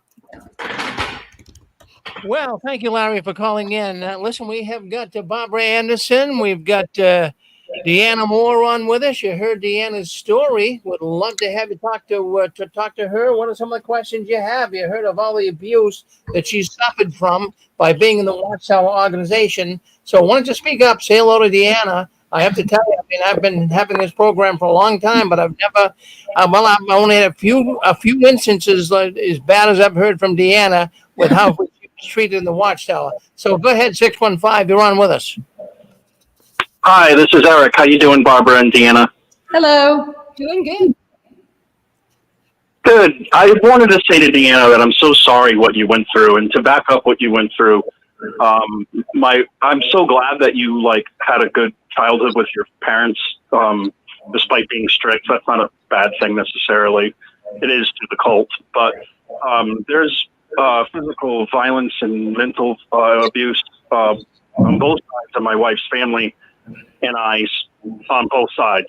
So it's on both sides of her family and on both sides of mine. And it has not have been an easy marriage, and it is not there's so much abuse in this organization that I feel like you really truly believed that it was the truth. Like my wife and I did too. We didn't think it was perfect. We never agreed with the disfellowshipping arrangement, but or followed it.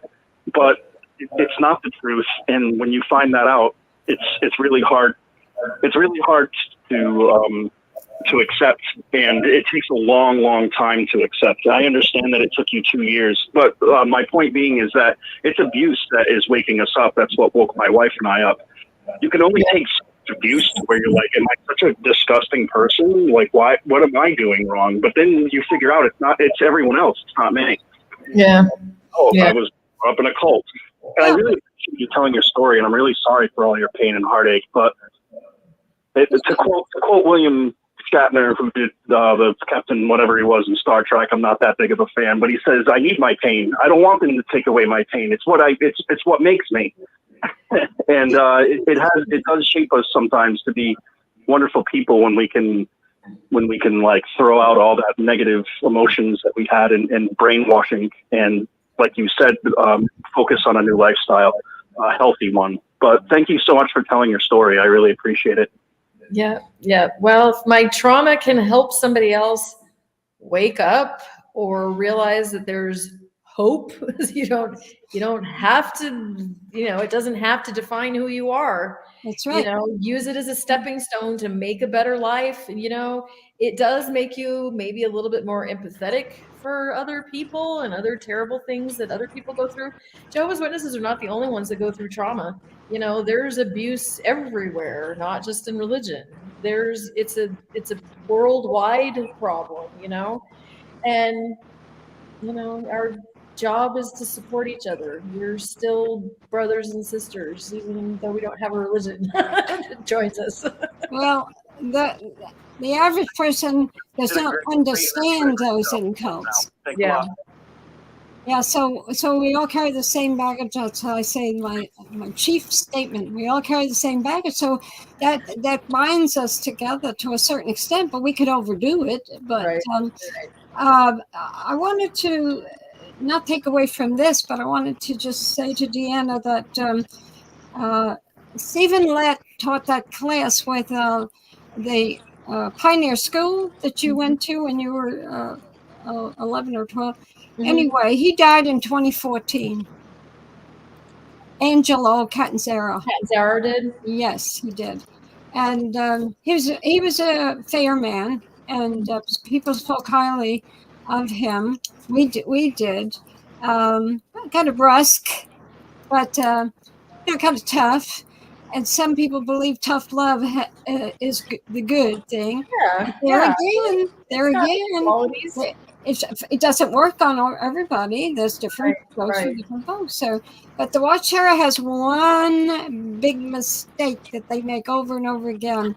They come out with a rule and stick to it, no matter what the results are, until it becomes the chickens come home to roost, and then they get attacked. I mean, the victims are the what they used to call members. And that's okay, you know. They put up with it. What happens to the victims? Just get rid of them, or tell them to grow up, or something. Discredit them. Call them an apostate. Yes, but now things are changing, and now. Well, you build up enough of a problem that it's impossible to hide anymore. That's right. You know, it's an infection that just keeps growing and growing and growing until you cannot deny it anymore. It becomes like this elephant in the room that's no longer a baby elephant. Now it's a big elephant that no one can ignore. Well, different comments are being made. I've been looking at some of them. Very. Hey, Bob, what I want to do first, if we could, we do have Sharon on the line. We have her on the film with you on the video. Yeah. So let's bring Sharon in. She's been waiting for a while. So let's bring Sharon in. Sharon, you on there with us? Sharon, you on there with us? Hello, Sharon?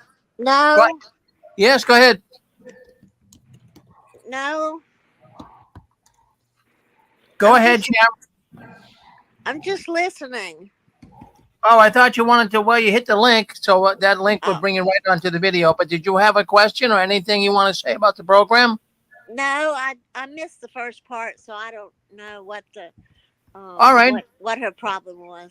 All right. Well, I'm sorry that we just brought you on here by you did hit the link, so I thought you wanted to come on, but that's okay. We'll take you off now. So she can watch it on YouTube. Yeah, she can watch it on YouTube. Yeah. Well, anyways, let's. If anyone would like to call in and say hello to Barbara, say hello to Deanna, that would be wonderful. Deanna told a story on here, a very heart-wrenching story. So why don't you see if you can call in? And you're on our telephone line or our radio network. You got the telephone number. I'm going to put the telephone number up once again. And let's see if we can't get some other people to call in. My goodness gracious. Let me take a look here, Barbara. We do have a lot of people. Hey, I want to interrupt here. Go ahead. Okay. I'm going to plan on talking about a subject, and it's extremely interesting. We touched on it about a person, Danny Black, and his grandmother, Suzette. Well, that was her name. And of course, we have a gal right here that knew these people and knew the idiosyncrasies of these people. And I know Danny Black told me things about the family that are not known. And one of these days, I will do this myself. I won't interview anybody, but I'll talk about this family because it is extraordinary.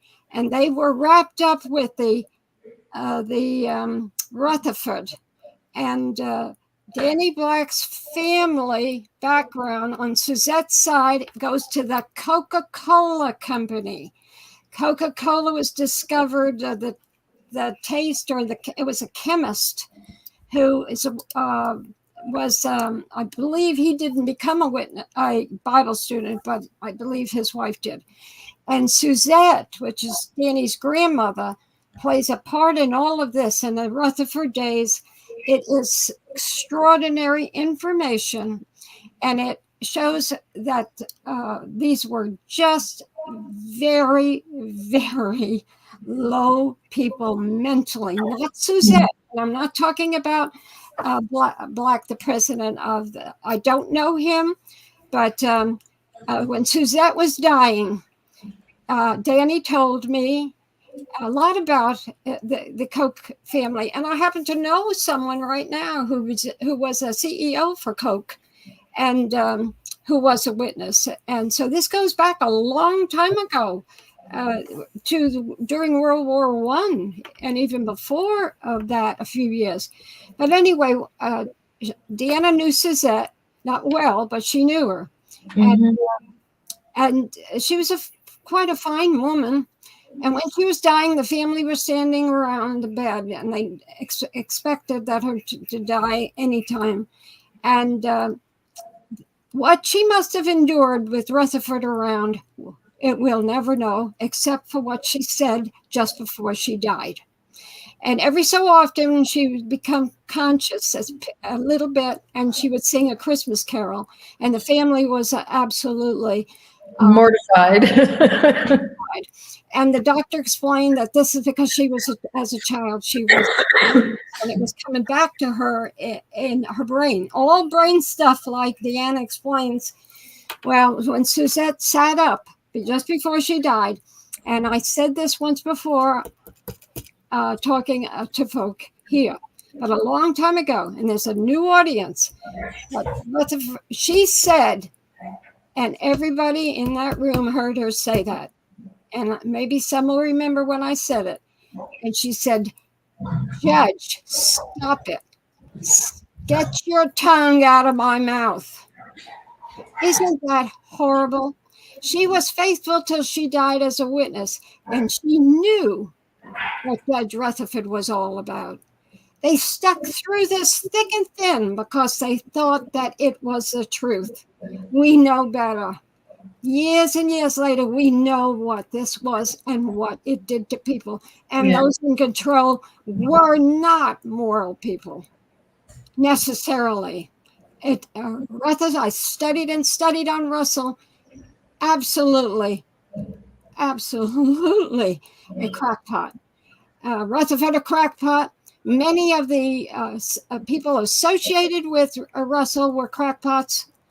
I have information on majority of the people that ran this organization. It was small, but big for them, a few thousand in 1908, 30, 40,000 worldwide, getting smaller and then getting bigger depending on the events of the time.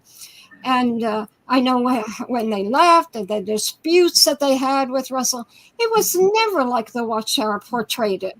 Never. They had arguments over the vow. They were bitter against one another. Some stayed in.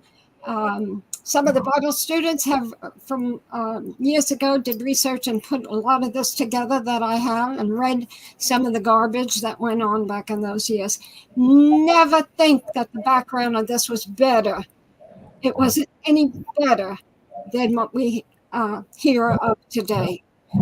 Just people who wanted power and control and had it over others, who thought that the world would be fair and get better if God's kingdom would come. And so they put up with the stuff that they did. And it is a shame. And we're going to see this. Deanna, you got They whitewashed the graves. Yes. What a conclusion. Perfect. Okay, Rick. Well, very good, Deanna. Very good program. Thank you, too, for filling in for Efren tonight. I want to see you more often here in the Six Screens. I think I'm going to give you. I think I'm going to give you a program of your own. You do it. I volunteer. You really do. You really. I know you're connected with a lot of people, Deanna. A lot of people. I couldn't believe it. I wish I could have got more calling in. They were listening, But sometimes people just don't know what to say. They're in Yeah. they're in shock, seriously. But Yeah. I've I heard know we should give a disclaimer and tell them to make popcorn before we get started so that they can well, enjoy the show. well, it was a popcorn moment, I'll tell you that. Well, the Spanish are leaving the organization in droves, so Spanish is really needed, and Ephraim can't take care of all that by himself. Yeah, well, I've from the interviews that I've done before, I've had a ton of people from here in Ecuador, from Mexico, from Puerto Rico, Spanish speaking people in the States begging me to translate some of the work that I've done into Spanish. So, alrighty, that's what I'm going to be doing. Yeah. So, And I get emails from people all over the world about what they know about the organization, and they're coming forward. I got one yesterday, was extraordinary, which I read to Deanna, which I will not read to anybody else other than take action on what we can possibly do to help the woman who wrote about the accusations of so much not sexual abuse, familial effect, that type of thing, but actual people who have come together to satanically abuse children under the name of Jehovah's Witnesses. This is evil people using Jehovah's Witnesses, and have for years, and it was always a secret. And the service department knew. They knew over and over again, and yet they went out to the Howells. Those people, Ted Jarris, out to the Howells, and how, as you said, now you have a constitutional right to say those things about them because it was experiences you went through. Yep. I thought about that. My husband said, he goes, do you need to worry about any backlash from that? And I said, no, this is my life. That's right. This is my life, and this is what I went through. So. Yes. So that is what our Constitution allows us to do, is our own experiences, and let it fall where it may, Okay. I think that. Do we have time for one more person? There's somebody, Bobby, that's in the chat. All right, let's. Bobby, did you want to come on? Bobby, did you want to call up on the telephone line? Bobby, I know you were on earlier. And I couldn't bring you on because we only have question answer at the end of the program. But if you want to come in, Bobby, dial the telephone number. You see it on the screen right now, and that'll get you in, Bobby, if you want to say something. So, yeah, he was in earlier. He came in on our live streaming here, but I didn't want to bring him in and interrupt the program. Is that you, Bobby, 707? Go ahead. We have 707. You're on with us. Hi. Good evening. Thank you so much for this interview. It was amazing. I saw Deanna on another interview quite some time ago, but I was just as impressed. Now, I have, over the past years, been looking into different healing modalities, and have come across the neuro-linguistic programming. I don't know if I came in later and I didn't get to hear the explanation. Can you just again recap what, please, Deanna, what is the basis for the neuro-linguistic programming, how it works? Yeah, neuro-linguistic programming is a tool that came from the field of psychology. It was developed in the 70s by a psychologist and a computer programmer, and one of them was also a major in linguistics.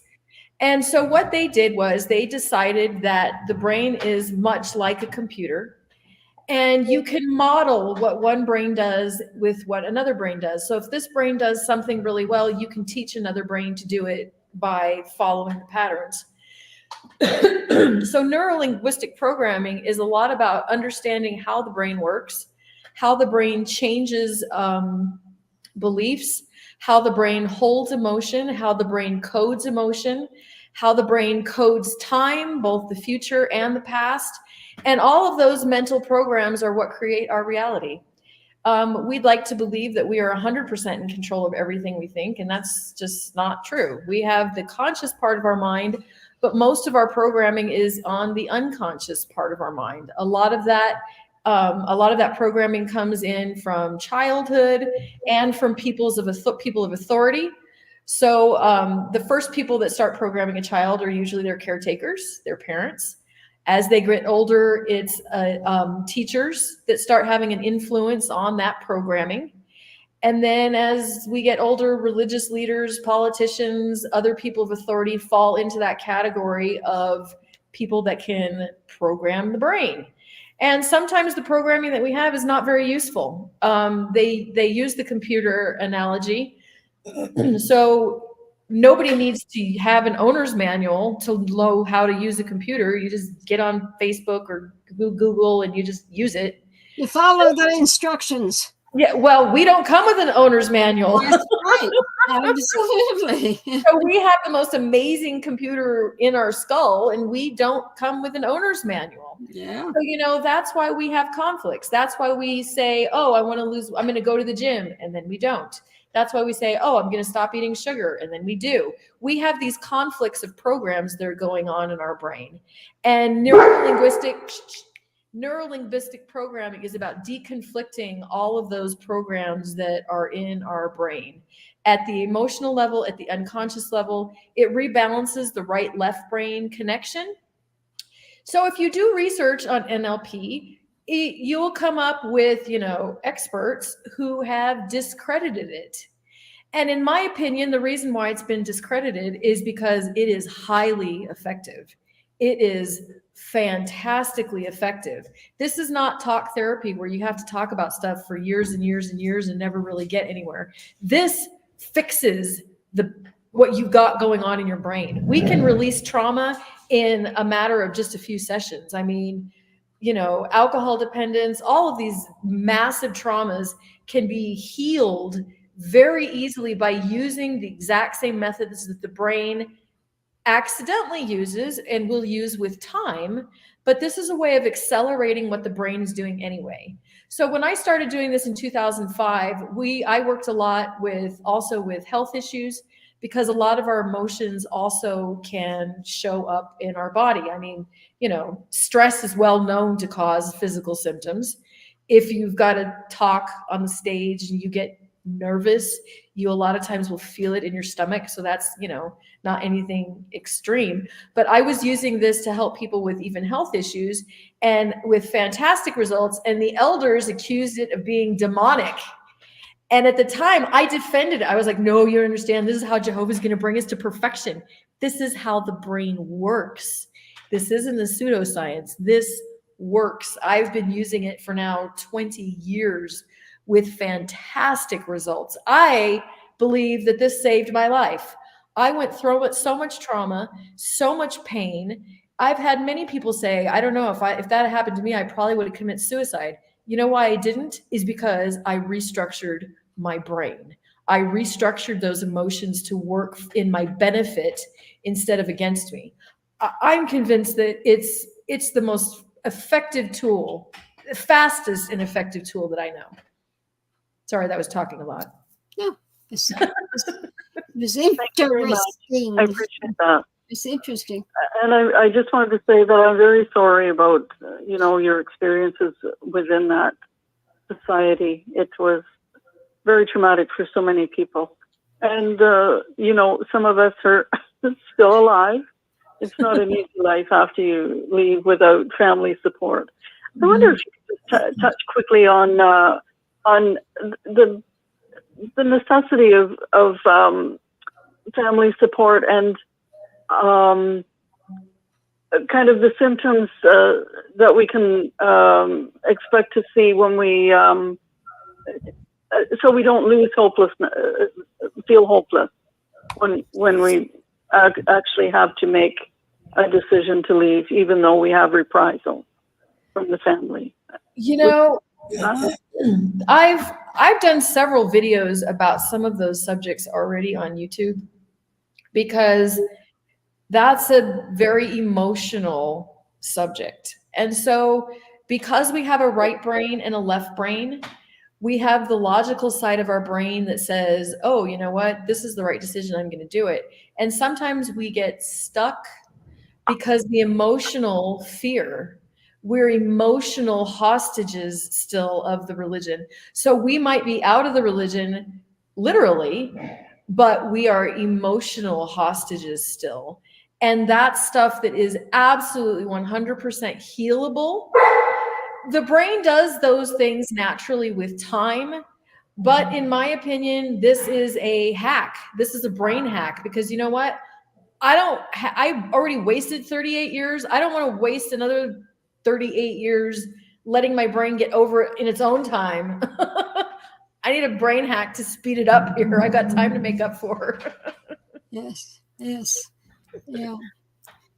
That was important. That was a good question, and hope that others will appreciate the answers. Can you recommend? There are people in the U.S. who are familiar with Jehovah's Witnesses now, and they're therapists, and they know this kind of thing.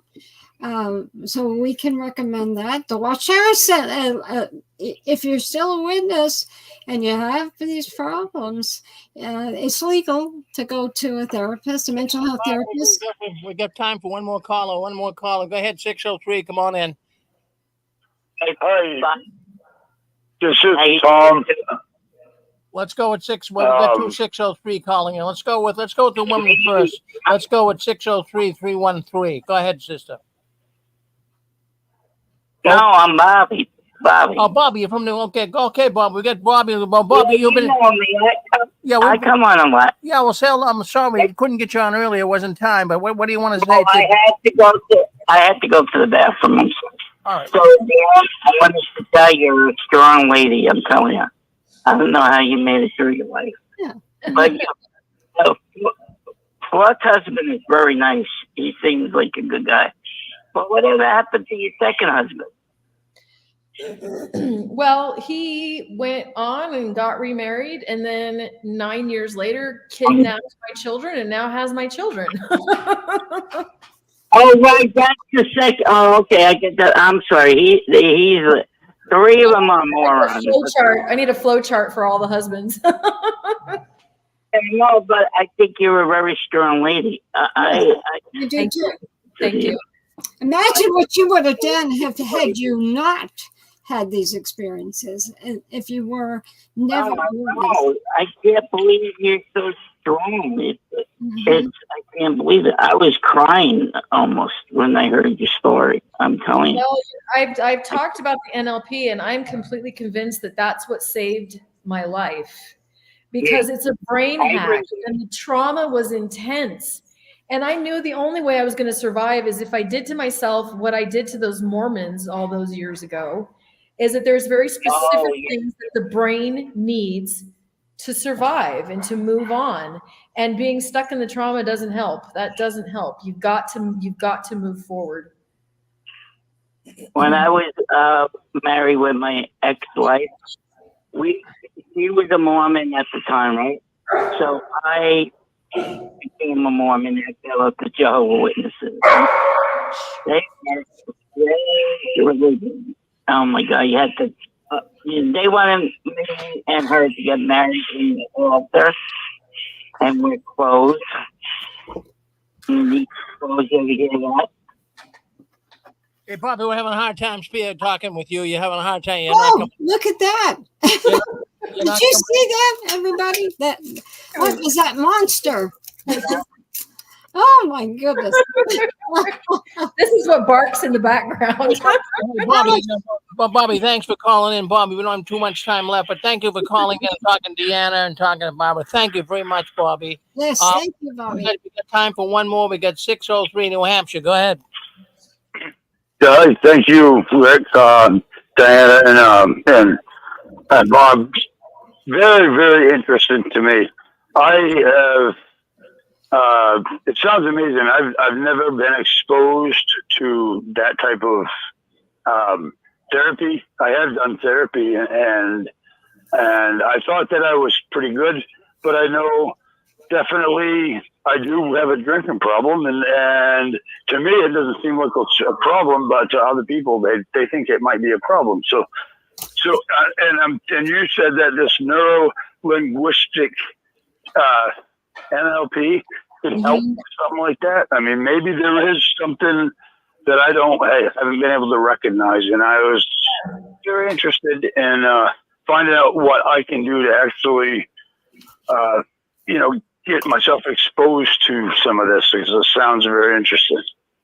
Everything that a human does, even if it appears bad, has what's called in my world positive intent, which means that even when we do something that's destructive, like extreme alcoholism, drugs, whatever it is that we end up doing, there's a reason why the brain is trying to do that.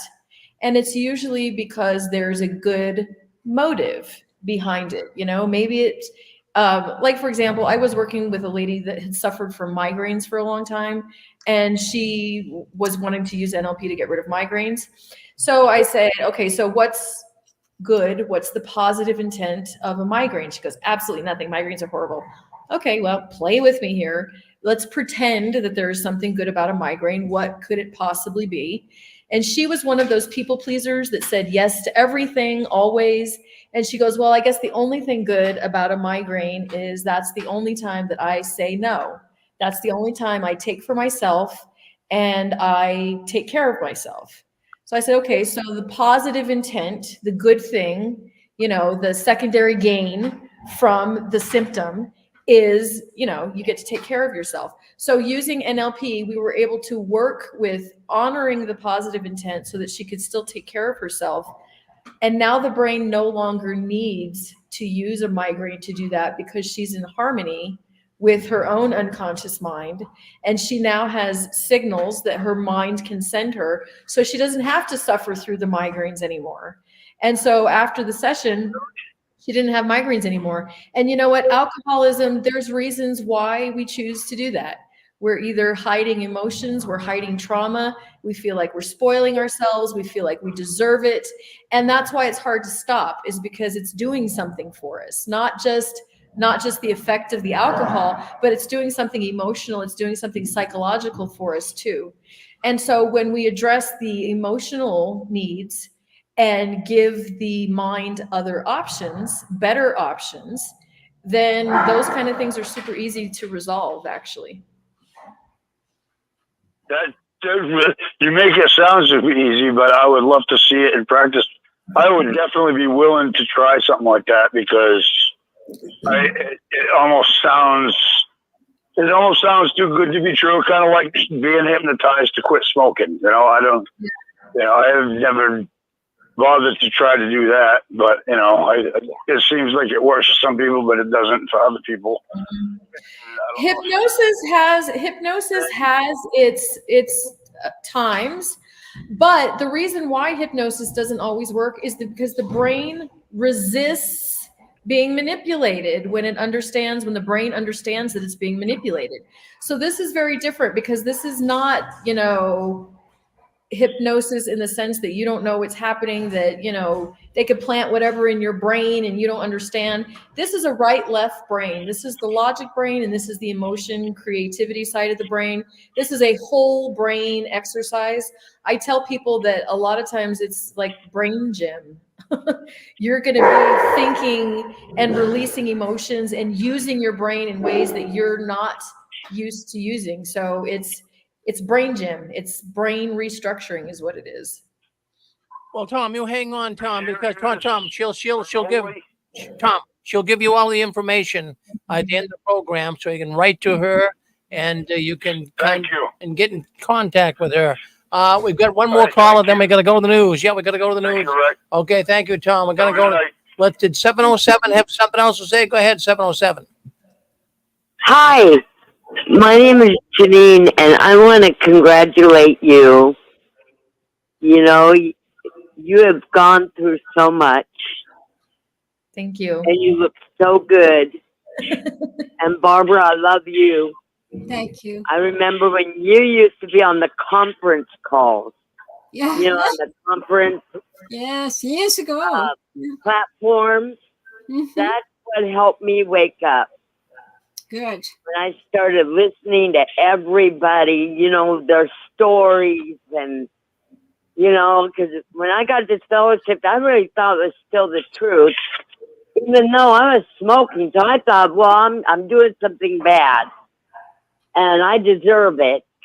But I thought it was still the truth. And when I saw those and those stories came out, I realized, oh my God, I was in a cult. Yeah.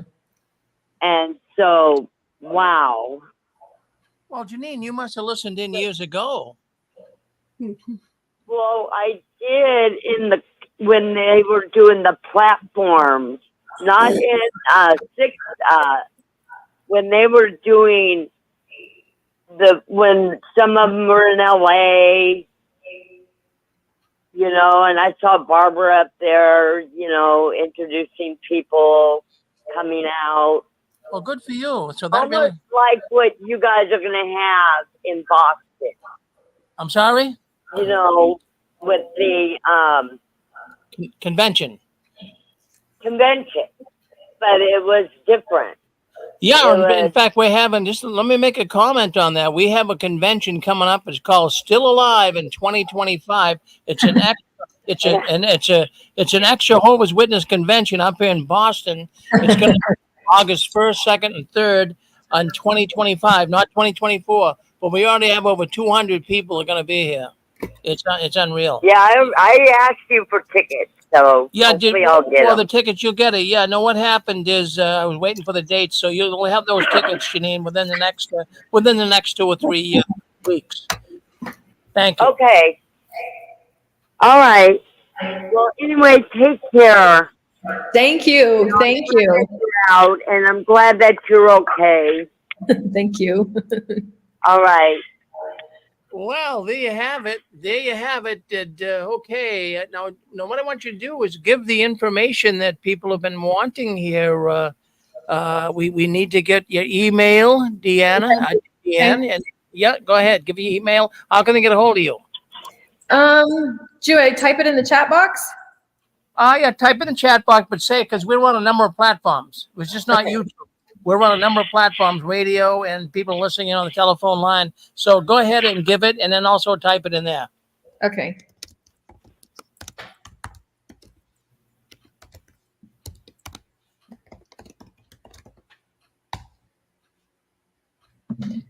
And then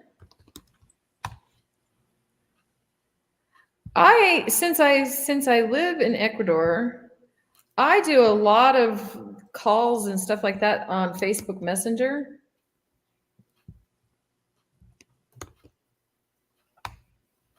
So that's my Facebook page too.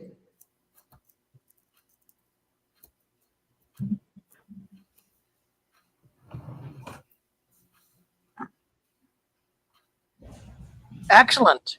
Excellent. So how about an email? Why don't you spit out an email? How can they get a hold of you if they want to write you by email? It's Deanna Elise 2014 at gmail.com.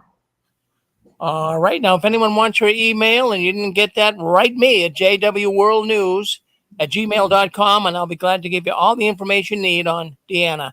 Well, thank you, Deanna. Thank you, Barbara. I'll tell you what, I really enjoyed the program tonight. I really, really did. I thought it was fascinating. And, for people listening in, they've got to leave this cult. I mean, they heard your story, Deanna, and really it's brutal.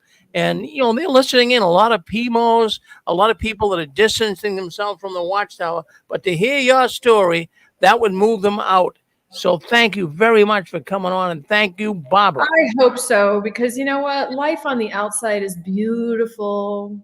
It's beautiful and it's free. And all of the things that we're afraid of losing, we don't really have anyway. You're afraid of losing friends. You're afraid of using the community. And you know what? That's all fake anyway. They're not true friendships. And I don't know, I could talk an hour about that. So, just Listen to your heart. Your heart is not treacherous. Your heart is intuition. You know. So follow what you know. I agree. I'd like to say something.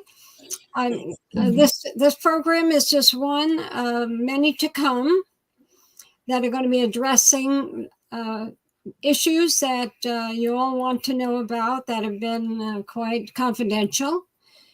There are people now who are willing, after years of not speaking up, who had control in this organization, dealt directly with those in the service department and where the secrets lie, who are going to come forth with the secrets.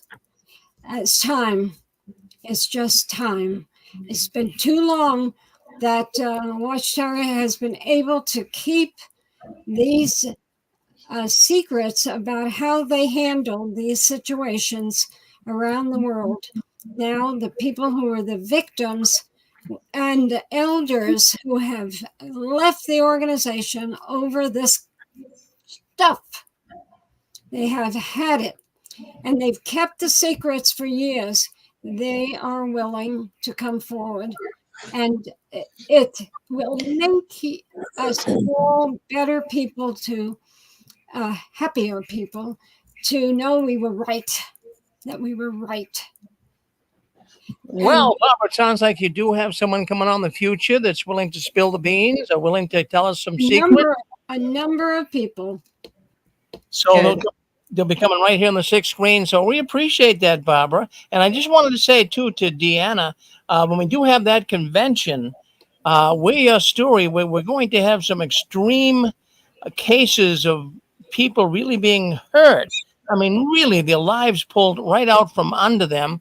Come on, and through the internet, and have in our little venue where we can hear some of these extreme stories. So, if you don't mind, I'll be contacting you, and I'd like to put you on the list. So you come, because we'll have some big screen TVs in the arena. So that I want to bring you on from Ecuador, because I know people would really say, "You have got to be kidding me." Hey, I'm glad you are a survivor. Deanna, don't you ever change. Don't you ever give in, up or out. Keep waving that flag of victory. Thank you, Deanna. Thank you for having me. You guys are wonderful. I'm so glad that we're brothers and sisters. Well, that's right. We have a lot of freedom now. Barbara, always family. Well, it's like a big family. Thank you, Barbara. Now see you again in 2 weeks. Yep. You do your homework, Barbara. I tell you, we have 15 different programs on our network, but I have to tell you, I give you an A+. You do really good. Thank you. Oh, my heart just beats and beats with joy. Thank you. All right. We're going to end this program here. Thank you. All right. Have a good weekend, everyone. Thank you. Well, there you have it. My goodness gracious, that's Barbara Anderson, Deanna Moore. I tell you what, that is something else. That program, very few programs I can listen so intently to, but I couldn't leave listening to Deanna. That poor girl, she really was beat up big time by this evil cult. Well, don't you guys leave us. We have 2 more programs coming up tonight here on the 6 screens. We've got JW World News. Now, that's the news the Watchtower doesn't want us talking about, but we talk about it every Saturday night and every other Sunday right here on the 6 screens tele-network. And then Awakening After the Watchtower. Our good friend Eric, he's a former Jehovah's Witness down in Tennessee, and he'll be coming on somewhere around 10 o'clock tonight. So, Eric, hang in there with us, buddy. Well, thank you, folks, for listening in. Don't go anywhere. Stay on these channels, the Facebook channels, our radio and telephone network. Stay on YouTube. We'll be back in about a minute. Thank you very much for listening in. We really, really appreciate it.